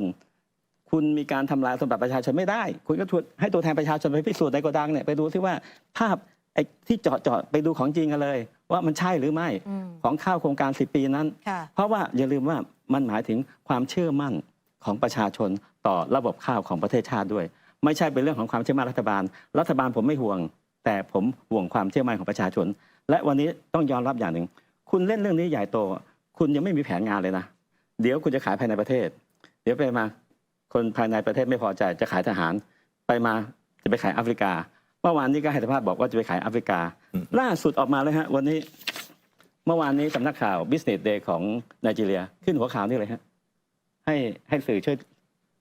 ข้าว10 ปีที่อยู่ในประเทศไทยอ่ะปรากฏว่าจะมาที่แอฟริกามาที่ไนจีเรียแล้วมันก็เกิดกระแสต่อต้านในดราม่าของสังคมไนจีเรียแล้วผมบอกไว้เลยนะว่าข้าวเป็นเรื่องละเอียดอ่อนของประเทศด้อยพัฒนาโดยเฉพาะแอฟริกาต้องย้ำว่าขนาดตอนที่ทุกอย่างปกติโครงการ UN Food สั่งซื้อข้าวเก่าเราไม่เกิน2 ปีเราส่งข้าวไปแอฟริกาปรากฏมีลังมอดทาง UN เขายื่นโน้ติสมาประเทศไทยนะดังนั้นการที่เอาข้าว10 ปีไปเนี่ยเท่ากับคุณกำลังทำลายความเชื่อมั่นของข้าวประเทศไทยอันนี้จะเป็นเรื่องของคุณภาพข้าวแล้วดิฉันขออนุญาตพักกันก่อนครู่เดียวนะคะช่วงหน้ากลับมาคุยกันต่อประเด็นเรื่องของวิวาทะข้าว10 ปีค่ะกลับเข้ามาพูดคุยกันต่อนะคะเมื่อสักครู่นี้เราค้างเอาไว้นะคะประเด็นที่คุณหมอวรงค์พูดแล้วก็กล่าวหารัฐบาลค่อนข้างรุนแรงมากคุณหมอว่าคุณหมอชัยอยากจะชี้แจงยังไงบ้างไหมคะอันดับแรกเลยที่ใช้คำว่าโอ้ผมรู้แล้วเมื่อเดือนมกราคือผมพูดว่าเขาหยุดประมูลครั้งสุดท้าย62แล้วมาเริ่มประมูล67คุณหมอวรงค์บอกโอ้ยหมอชัยไม่รู้ก็ผมบอกแล้วว่ามาจนกระทั่งถึงปี67นะครับอันนี้ก็เห็นต่อหน้าต่อตานี่ก็คือยังบิดได้นะครับ 2เนี่ยคนที่สั่งให้หยุดก็คือคุณภูมิธรรมใช่แต่คุณหมอวรงค์เนี่ยใช้คำพูดที่เหมือนกับคุณภูมิธรรมเป็นผู้ร้ายว่าเป็นไอ้โม่งอย่างนู้นอย่างนี้คุณภูมิธรรมเขามีเจตนาจะหยุดเพื่อปกป้องผลประโยชน์ของประเทศเพราะว่าที่ผ่านมามันมีพิรุษของการประมูลเพราะฉะนั้นคุณภูมิธรรมก่อนจะเซ็นอนุมัติเนี่ยเขาต้องการไปดูไปเห็นและเขารู้ว่าการเมืองไทยมันแรงถ้าไม่เข้าไปดูสมมติเกิดประมูลแล้วราคาต่ำกว่าความเป็นจริงเกิดโดนเล่นขึ้นมามันก็เป็นประเด็นทางการเพราะฉะนั้นเขาไปด้วยเจตนาดีและการสั่งให้หยุดก็คือเพื่อจะรอเวลาไปพิสูจน์นี่1นะครับ2เนี่ยครับกล่าวหาว่าเพื่อฟอกขาวคุณยิ่งลักษณ์ขอโทษนะครับคดีของคุณยิ่งลักษณ์เนี่ยคดีหลักคดีใหญ่ที่ปปชฟ้องว่าก่อให้เกิดความเสียหาย 518,000 ล้านศาลฎีกาแผนกคดีอาญาของผู้ดำรงตำแหน่งทางการเมืองยกฟ้องไปแล้วเรียบร้อยคือไม่ต้องมีใครไปฟอกครับศาลฟอกเรียบร้อยคำพิพากษาศาลฎีกาและคดีที่เหลืออยู่ไม่เกี่ยวกับเรื่องคุณภาพข้าวในสต็อกเป็นคดีเกี่ยวกับการระบายข้าวในข้อหาว่าไปปล่อยให้มีการระบายข้าวโดยไม่โปร่งใสมันเป็นคนละเรื่องกันคดีมันข้าวล็อตนี้จะดีไม่ดีไม่เกี่ยวกับคดีที่ยังค้างอยู่ของคุณยิ่งลักษณ์เพราะฉะนั้นเป็นการกล่าวหาแบบมั่วนะฮะว่าเพื่อฟอกขาวอันนี้ผมถือว่าเป็นนั่นมากแล้วก็เรื่องของข่าวในไนจีเรียที่บอกว่าข่าวไปไกลมันไปไกลเพราะอะไรรู้ไหมครับมันไปไกลเพราะคนในบ้านเราเนี่ยนะครับเอาเรื่องที่ไม่จริงมาโกหกหลอกลวงประชาชนแล้วเที่ยวโพลธนาไปทั่วข่าวมันก็ไปได้ยินเรื่องเท็จจากเมืองไทยมันไปโผล่ที่ไนจีเรียนะครับเพราะฉะนั้นผมกลับมองว่าอะไรรู้ไหมฮะมันมีคนกลุ่มหนึ่งซึ่งร่วมกันในการล้มรัฐบาลสมัยคุณยิ่งลักษณ์โดยใช้เรื่องโครงการจำนำข้าวแล้ววันทั้งวันเช้าสายบ่ายเย็นโจมตีว่าข้าวไม่ดีข้าวเน่าอยู่มาวันหนึ่งมันมีเดชะบุญมันเหลือข้าวล็อตสุดท้าย 15,000 ตันแล้วเผอิญเข้าไปตรวจแล้วทางกายภาพมันพอกินได้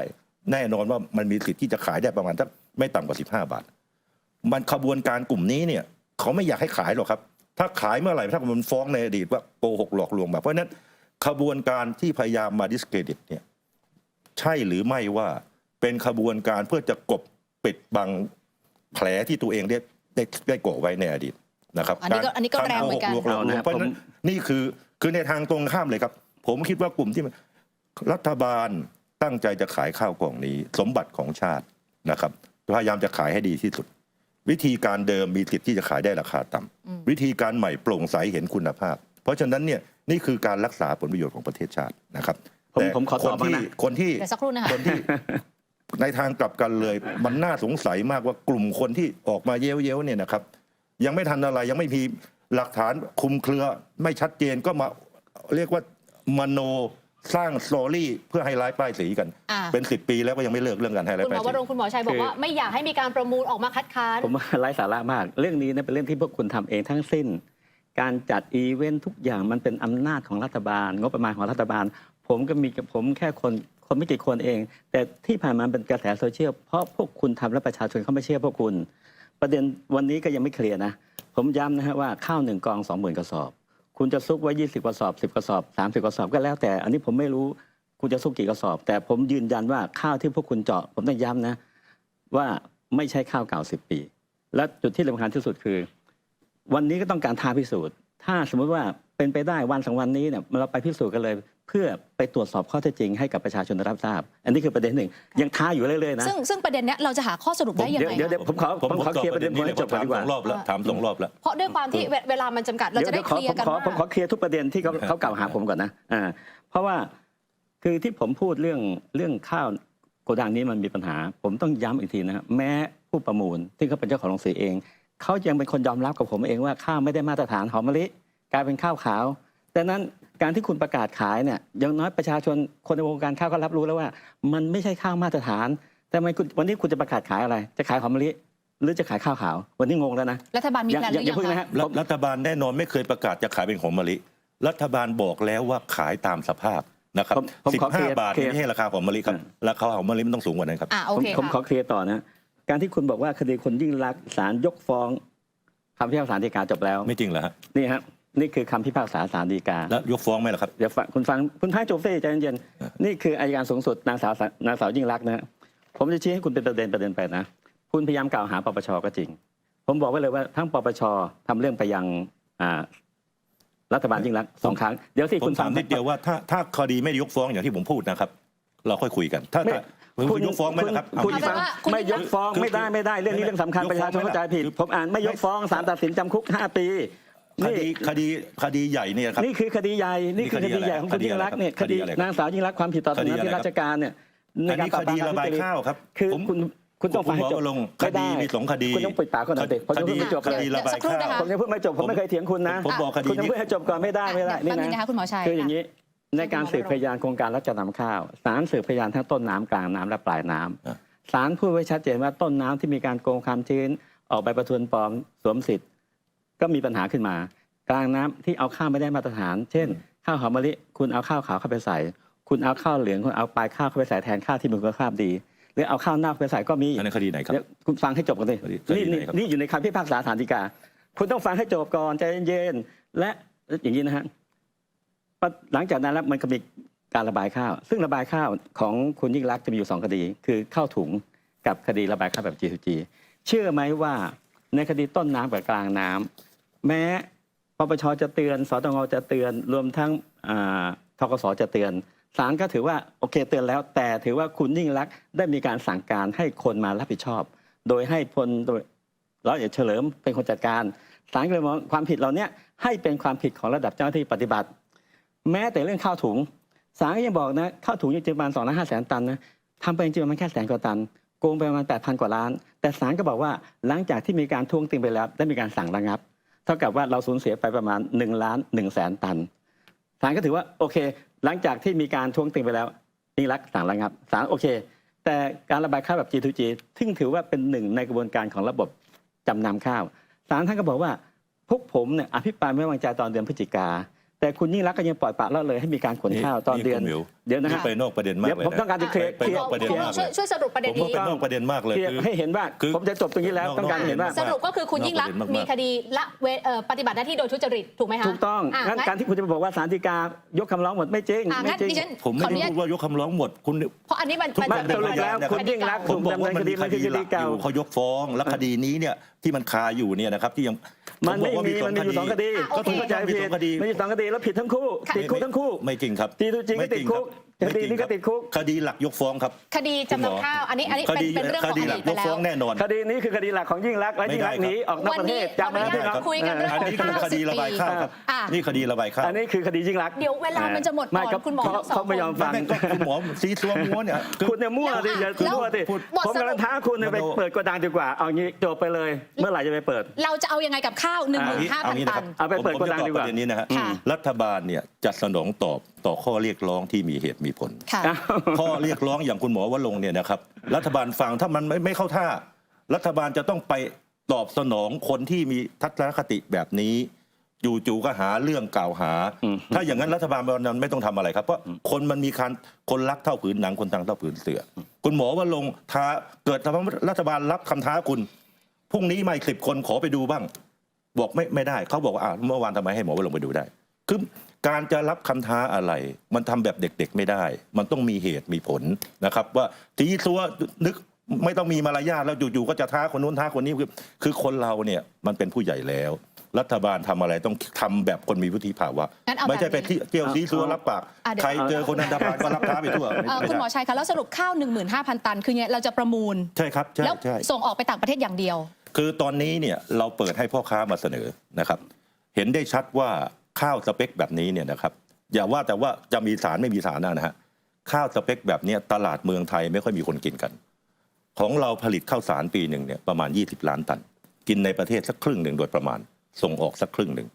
สเปคข้าวทำนองนี้นะครับพ่อค้าข้าวเช่นเจ้าของบริษัทธนสารไลฟ์ซึ่งเขาเป็นหนึ่งในสักขีพยานไปวันนั้นเขาบอกข้าวกองนี้ถ้าเขาดูตามสภาพเนี่ยนะครับถ้าขายเขา15 บาทกิโลหนึ่งไม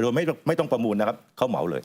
ทีนี้คนก็ถามเขานักข่าวถามว่าคุณประมูลแล้วคุณจะทำกำไรได้เขาบอกเขาดูสภาพข้าวเนี่ยไม่ได้เป็นข้าวของมะลิแล้วนะครับตีตามสภาพเนี่ยเขาน่าจะส่งออกได้500 เหรียญต่อตันมันทำได้มันฟีซิเบิลตลาดในแอฟริกา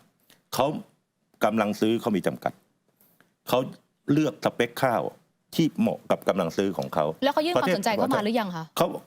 เขามีการติดต่อกันมา และก็ถ้าหากว่ารัฐบาลกล้าตัดสินใจขายให้เขาเอาไปขายส่งออกได้แน่ทีนี้ตอนนี้มันให้ขายเขาไม่ได้เพราะมันผิดระเบียบมันต้องเปิดประมูลนะครับต้องเปิดประมูลเขาก็บอกว่าเขาพร้อมจะประมูลก็คอยดูแล้วกันผมคิดว่าไม่เกินสิ้นเดือนนี้ข้าวกองนี้จะขายหมดโดยที่ตลาดจะไม่ใช่ในประเทศไทยจะประมูลแล้วขายไปที่ตลาดคือแอฟริกามีตลาดอื่นให้ความสนใจบ้างไหมคะนะครับประเทศที่กำลังซื้อตลาดในโลกเนี่ยข้าวมันมีหลากหลายกินซูเปอร์พรีเมียมมีพรีเมียมมีสแตนดาร์ดมีแล้วเป็นข้าวที่เกรดตามสภาพเนี่ยฮะคนที่มีกำลังซื้อน้อยนะครับบ้านเมืองไทยคนบอกไม่อยากกินอย่างนี้ไม่เป็นไรเพราะว่าต้องนึกถึงว่าคนเพื่อนร่วมโลกเนี่ยเขามีกำลังซื้อน้อยฐานะไม่ดีเขามีเงินเท่านี้ข้าวขนาดนี้เขาพอใจจะกินมันเลี้ยงคนได้เป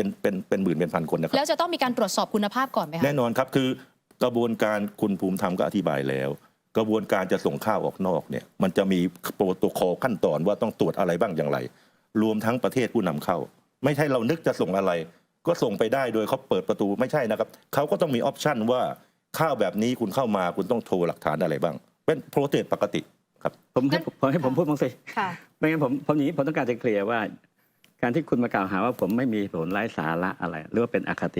ิจริงๆแล้วทุกสิ่งทุกอย่างเนี่ยผมพยายามหาข้อเท็จจริงมาอธิบายคลิปต่างๆนี่คือข้อเท็จจริงที่มาอธิบายว่าพวกคุณไม่ได้เอาข้าว10 ปีมาเจาะโชว์ประชาชนกินจริงๆแล้วก็ผมพยายามชี้เห็นว่าขนาดเจ้าของโรงสีที่เขาเป็นคนประมูลเนี่ยเขายังยืนยันเลยว่าข้าวมันไม่ใช่ข้าวหอมมะลิทั้งหมดมันมีข้าวขาวปลอมปนนั้นอันนี้คือเป็นปัญหาผมถึงบอกว่าถ้าคุณทำไม่เคลียร์คุณทำไม่โปร่งใสรวมทั้งขณะนี้สังคมก็มีความแคลงใจของสารปนเปื้อนหรือแม้แต่เรื่องอัลฟาท็อกซินถ้าคุณไม่ทำให้โปร่งใสเรื่องพวกนี้ว่า1คุณมีการยัดไส้ไหมผมเชื่อว่ามันจะเป็นตาบาปและอันที่2การที่คุณไม่มีการตรวจสารปนเปื้อนไม่ว่าจะเป็นอัลฟาท็อกซินหรือสารตัวอื่นๆมันก็จะทำให้มีผลต่อปัญหาเรื่องข้าวไทยไอ้การที่คุณบอกว่าบริษัทหนึ่งจะมาประมูลนะผมไม่เคยกังวลเลยนะเงินแค่200 กว่าล้านสำหรับโครงการจำนำข้าวคุณใช้ไป 985,000 ล้านเหลือ200 กว่าล้านมันจิ๊บจ้อยมากนั้นมันไม่ยากสำหรับรัฐบาลที่จะทำการประมูลแต่ไงผมก็ยังยืนยันว่าสุดท้ายแล้วถ้าคุณไม่ทำอะไรให้มันโปร่งใสคนที่ไม่เชื่อมั่นต่อรัฐบาลไม่ใช่เฉพาะคนไทยนะแต่หมายถึงต่างประเทศถ้าวันนี้กระแสไปแล้วยิ่งถ้าคุณยังยิ่งปิดกั้นเนี่ยเท่ากับว่าพวกคุณกำลังทำลายความน่าเชื่อถือของข้าวไทยแต่ทางออกที่ดีที่สุดถ้าถามผมนะคุณทำให้เคลียร์เชิญเลยเชิญอาจารย์เชิญนักวิชาการไปตรวจเชิญสภาคุ้มครองผู้บริโภคที่เขาทำหนังสือถึงกระทรวงพาณิชย์ไปตรวจผ ผมมีข้อสงสัยไปตรวจ ถ้าทุกอย่างโปร่งใสมันจบแล้วรัฐบาลได้แต้มแน่นอนแล้วทุกอย่างก็จะเคลียร์ ค่ะทางภาครัฐเองมีการส่งตัวอย่างข้าวไปตรวจเพื่อชี้แจงข้อเท็จจริงกับสังคมบ้างหรือยัง เมื่อ คะ เช้ารัฐมนตรีว่าการกระทรวงสาธารณสุขบอกว่าส่งตัวอย่างไปที่กรมวิทยาศาสตร์การแพทย์แล้ว คือการตรวจเนี่ยรัฐบาลตรวจแน่นอน แต่จะต้องรัฐบาลเนี่ยจะมาตรวจประเภทโอ้หมั่นไส้จะเอาผลตรวจมาฟาดคนนั้นไม่ได้ครับ คือคนเนี่ยเวลาวิพากษ์วิจารณ์แล้วไปตรวจมันมีค่าใช้จ่าย เราจะไปสนองแบบนั้นเนี่ยรัฐบาลทำไม่ได้ครับรัฐบาลก็ต้องดูว่าคำเรียกร้องเราได้ยินได้ฟังครับแต่เป็นการเรียกร้องให้ตรวจเพื่อประโยชน์อะไร แต่ยืนยันว่าส่งตรวจแล้วนะคะ ส่งตรวจแน่นอนครับแล้วคราวนี้ย้อนมานิดเมื่อกี้นิดหนึ่งที่คุณหมอว่าลงค์บอกว่าเจ้าของโกดังเองเนี่ยข้าวของเขาในโกดังเขาเองเนี่ยนะครับเขาบอกว่าพอรับไปบางส่วนเป็นหอมมะลิประมูลราคาหอมมะลิแต่รับไปเป็นข้าวขาวขอโทษนะครับโกดังเขาเองโกดังของเขาเองไม่ใช่ของคนอื่นนะครับและถ้าเขารู้สภาพข้าวสมมติบอกว่าเขาต้องรู้สภาพข้าวดีถ้าเขารู้สภาพข้าวดีเนี่ยถ้ามันไม่ดีมันไม่ควรกับราคาที่ประมูลเนี่ยเขาจะประมูลตั้งแต่ต้นไหมครับเขาไม่รับนะครับเขารับไป 9,000 กว่าตันแต่เขาบอกว่ามันมีข้าวขาวปนไงคุณหมอก็คือเขาต้องรู้อยู่แล้วนี่ครับมันเป็นโกดังของเขาอะครับถูกไหมครับเขาไม่ได้ไปประมูลโกดังคนอื่นนะครับนี่เป็นโกดังที่อยู่ในการดูแลรับผิดชอบของเขาแล้วเขาไม่ใช่ว่าไม่เอาสักกระสอบนะครับเขาประมูลไป 20,000 กว่าแต่เขารับของไปแค่ 9,000 และช่วงที่เขาไม่รับเขาหยุดเพราะราคาตลาดมันตกนะครับอย่าได้มาจินตนาการเลยว่าเพราะว่านี่บิดเบือนอ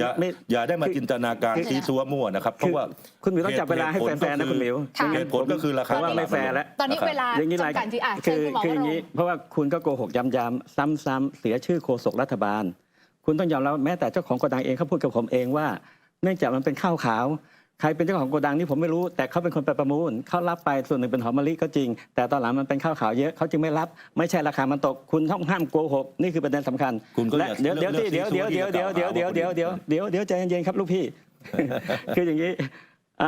แล้วสิ่งที่สำคัญที่สุดเห็นข่าวบอกว่ารัฐบาลเอาไปตรวจที่กรมวิทยาศาสตร์การแพทย์ผมถามคุณเอามาได้ยังไงใครจะไปเชื่อคุณหรือถ้าอย่างเงี้ยแล้วยิ่งคุณมาบอกว่ามีคนถือเดี๋ยวสิเห็นไหมไม่ใช่จริงๆคุณถามประชาชนแต่คุณทำเงียบๆใครจะไปเชื่อเพราะฉะนั้นคือคุณต้องทำเรื่องที่คนกำลังสงสัยคุณมีเราสามัญสำนึกเนี่ยถ้าอะไรที่คนสงสัยคุณทำให้โปร่งใสมันจะจบแต่ถ้าคุณเอามาจากไหนไม่รู้ก็นึกว่าคุณบอกว่าโกดังมีคนถือกุญแจ3 ดอกเข้มงวดมากแล้วก็อยู่ๆคุณบอกเอามาตรวจซึ่งผมก็ไม่รู้นะเพิ่งทราบข่าวแล้วถ้าอย่างนี้คุณตรวจเงียบๆใครจะไปเชื่อคุณทำไมคุณไม่ทำให้โปร่งใสบอกไว้เลยว่ารัฐบาลจะพังเพราะตัวเองถ้าคุณทำแล้วไม่เคลียร์นะและยิ่งคุณยิ่งดื้ออย่างนี้ไปเรื่อยนะวันหนึ่งคุณก็จะพังคุณหมอผมว่าใครโกหกเนี่ยผู้ชมทางบ้านตัดสินค่ะแล้วพอจะเป็นไปได้ไหมคะคำโตใครชอบที่จะกล่าวหาให้ร้ายผู้อื่นจนติดเป็นนิสัยเป็น10 ปีเนี่ยผู้ชมทางบ้านเป็นคนตัดสินเพราะฉะนั้นให้รัฐบาลเคลียร์ตัวเองสักครู่นะคะคุณหมอเป็นไปได้ไหมที่มันจะทำให้การตรวจสอบข้าวทุกอย่างเคลียร์ได้รู้ว่านี่คือข้าวจากโกดังที่สุรินทร์จริงๆแล้วส่งไปตรวจที่กรมวิทยาศาสตร์การแพทย์จริงๆรัฐบาลพอจะเปิดเผยได้ไหมคะอันนี้เดี๋ยวผมต้องถามทางคนที่รับผิดชอบแต่โดยหลักการคุณหมิวครับถ้าข้าวกองนี้ขายไปต่างประเทศไม่ได้คนที่วิจารณ์เนี่ยไม่ได้ถูกบังคับต้องกินข้าวกองนี้2ในตลาดไม่ใช่มีข้าว 150,000 กระสอบนี้เป็นล็อตสุดท้ายที่คนไทยจะซื้อกินได้ตลาดในประเทศมี100 ล้านกระสอบต่างกันแล้วแต่เกรดต่างๆข้าวล็อตนี้ไม่ได้บังคับให้ใครกินไม่ได้บังคับให้หมอวรงค์หรือใครก็ตามเขาจะส่งออกนะครับการตรวจท่านนายกให้นโยบายว่าถ้าไม่ปลอดภัยก็ไม่ขายนั่นแปลว่าอะไรฮะควรจะตรวจแต่ตรวจต้องเชื่อมโยงกับการขายข้าวออกไป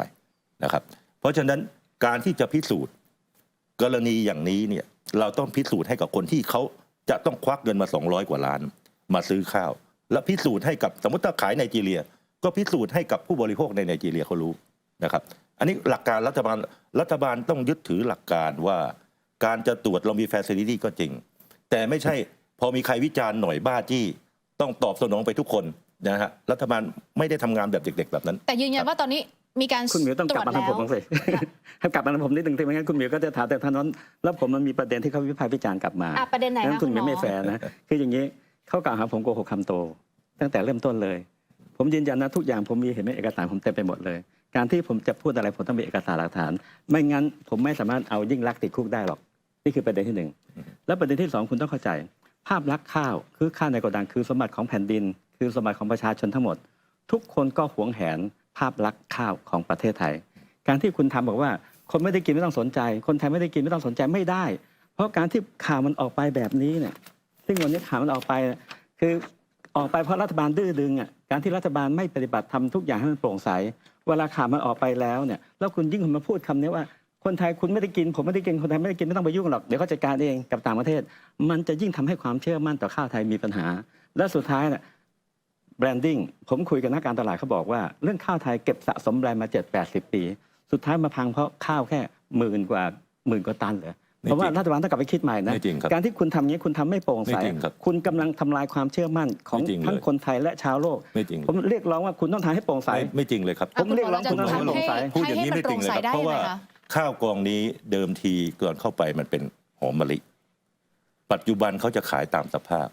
ราคาที่จะขายกันให้กับผู้บริโภคเขาขายตามสภาพเราไม่ได้ไปเคลมว่าข้าวกองนี้ไนจีเรียซื้อไปนะเราคิดราคาหอมมะลิแล้วก็ไปโกหกหลอกลวงเขาเราขายตามสภาพเขารู้อยู่แล้วข้าวเป็นแบบไหนมันจะเสียชื่อได้ยังไงแล้วพ่อค้าข้าวเนี่ยที่เสนอคนที่เสนอตัวว่าอยากจะซื้อเนี่ยเขาเป็น1 ใน 5ยักษ์ใหญ่ส่งออกข้าว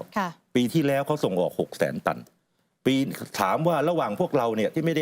ได้ไปส่วนได้เสียโดยตรงนะทางอ้อมเท่านั้นเองนิดหน่อยเทียบกับพ่อค้าข้าวที่เขามีชื่อเสียงต้องรักษาไว้ธุรกิจเขา600,000 ตันต่อปีเนี่ยคุณว่าเขาห่วงชื่อเสียงไหมครับเขาห่วงแน่นอนอยู่แล้วนะครับเพราะฉะนั้นชื่อเสียงที่เป็นข่าวอะไรที่ว่าเนี่ยอย่าเพิ่งสรุปว่าเป็นเพราะรัฐบาลมันอาจเป็นไปได้ไหมว่าที่ชื่อมันเสียเนี่ยเพราะคนในประเทศของเราแท้ๆเนี่ยนะครับมาให้ร้ายป้ายสีสมบัติของชาติอย่างไม่มีเหตุมีผลนะครับจนกระทั่งถูกเอาไปละเลงกันในหน้าข่าวอันนี้อาจจะเป็นการตั้งข้อสังเกตหรือเปล่าใช่ครับก็เหมือนกันก็คืออยากให้มองทั้งสองด้านคือเวลาผมจะบอกว่าให้คุณหมิวจับเวลาแล้วอย่างนี้คุณหมิวก็ปล่อยแล้วก็คุณหมิวก็ถามแต่ฝั่งเขาแล้วผมมีความสุขไม่เป็นฝั่งค่ะคุณหมอวรงค์แต่ด้วยความที่เวลามันจำกัดสุดท้ายนะไม่ว่าคุณจะขายตามสภาพยังไงก็แล้วแต่ความเชื่อมั่นมันมีอยู่2 ประเด็นผมส่วนหนึ่งที่ผมมองว่าสิ่งที่คุณจัดอีเวนต์คุณหลอกลวงประชาชนวันนี้ผมยังยืนยันนะถ้าตราบใดที่คุณคิดว่าถ้าคุณจะไม่พิสูจน์ก็เป็นเรื่องของคุณแต่ผมเอาหลักฐานมาบอกประชาชนตัดสินจบไปแต่เดี๋ยวอีกอันหนึ่งก็คือสิ่งที่ยังกังวลก็คือสารปนเปื้อนและรวมทั้งหรือแม้แต่พวกอัลฟาท็อกซินคุณจะมองว่าประเทศที่เขารับและบริษัทที่เอาไปปรับปรุงขายเนี่ยเขาจะมีวิธีการของเขาเนี่ยตราบใดที่คุณขายโดยที่ไม่มีความชัดเจนอันนั้นแหละคือการทำลายความเชื่อมั่นคุณรู้ได้ไงไม่มีความชัดเจนคุณหมอวรงค์เอาที่ไหนว่าไม่ชัดเจนก็คุณทำแบบเงียบๆดิฉันสรุปแบบนี้เมื่อเช้าคุณก็บอกเมื่อกี้คุณบอกว่าเมื่อเช้าไปส่งแล้วคุณไม่มีใครรู้เรื่องอะไรเลยตอนนี้มีการส่งตัวอย่างข้าวคุณหมอรู้ได้ยังไงคือพ่อค้าข้าวที่เขาจะซื้อนะครับถ้าเขาดิวกันแล้วคุณหมอไปนั่งอยู่หลังเขาเหรอครับว่าเขาไม่ได้ดิวเขาไม่ได้ตกลงกันมาคือกระบวนการในเก็บตัวอย่างเนี่ยนะครับผมขอบอกว่าถ้าเป็นหน่วยราชการนะครับเขาจะมีโปรโตคอลชัดเจนวิธีการแรนดอมวิธีการสุ่มเพื่อไม่ให้เกิดอคตินะครับเพราะฉะนั้นยืนยันว่ารัฐบาลได้ส่งตัวอย่างข้าวไปตรวจแล้วนะคะส่วนมันจะชัดเจนผมก็ยืนยันว่าประชาชนไม่เชื่อมั่นถ้าทำเงียบๆในสายตาพี่น้องประชาชนเชื่อว่าข้อมูลจากทั้งคุณหมอชัยและคุณหมอวรงค์วันนี้เป็นประโยชน์กับคุณผู้ชมและประเทศชาติแน่นอนนะคะเอาละค่ะวันนี้ขอบพระคุณทั้ง2 ท่านมากขอบพระคุณคุณหมอวรงค์นะคะและขอบพระคุณคุณหมอชัยวัชรงค์นะคะหมดเวลาของ Top News Talk แล้วนะคะพบกันใหม่วันพรุ่งนี้วันนี้ลาไปก่อนสวัสดีค่ะ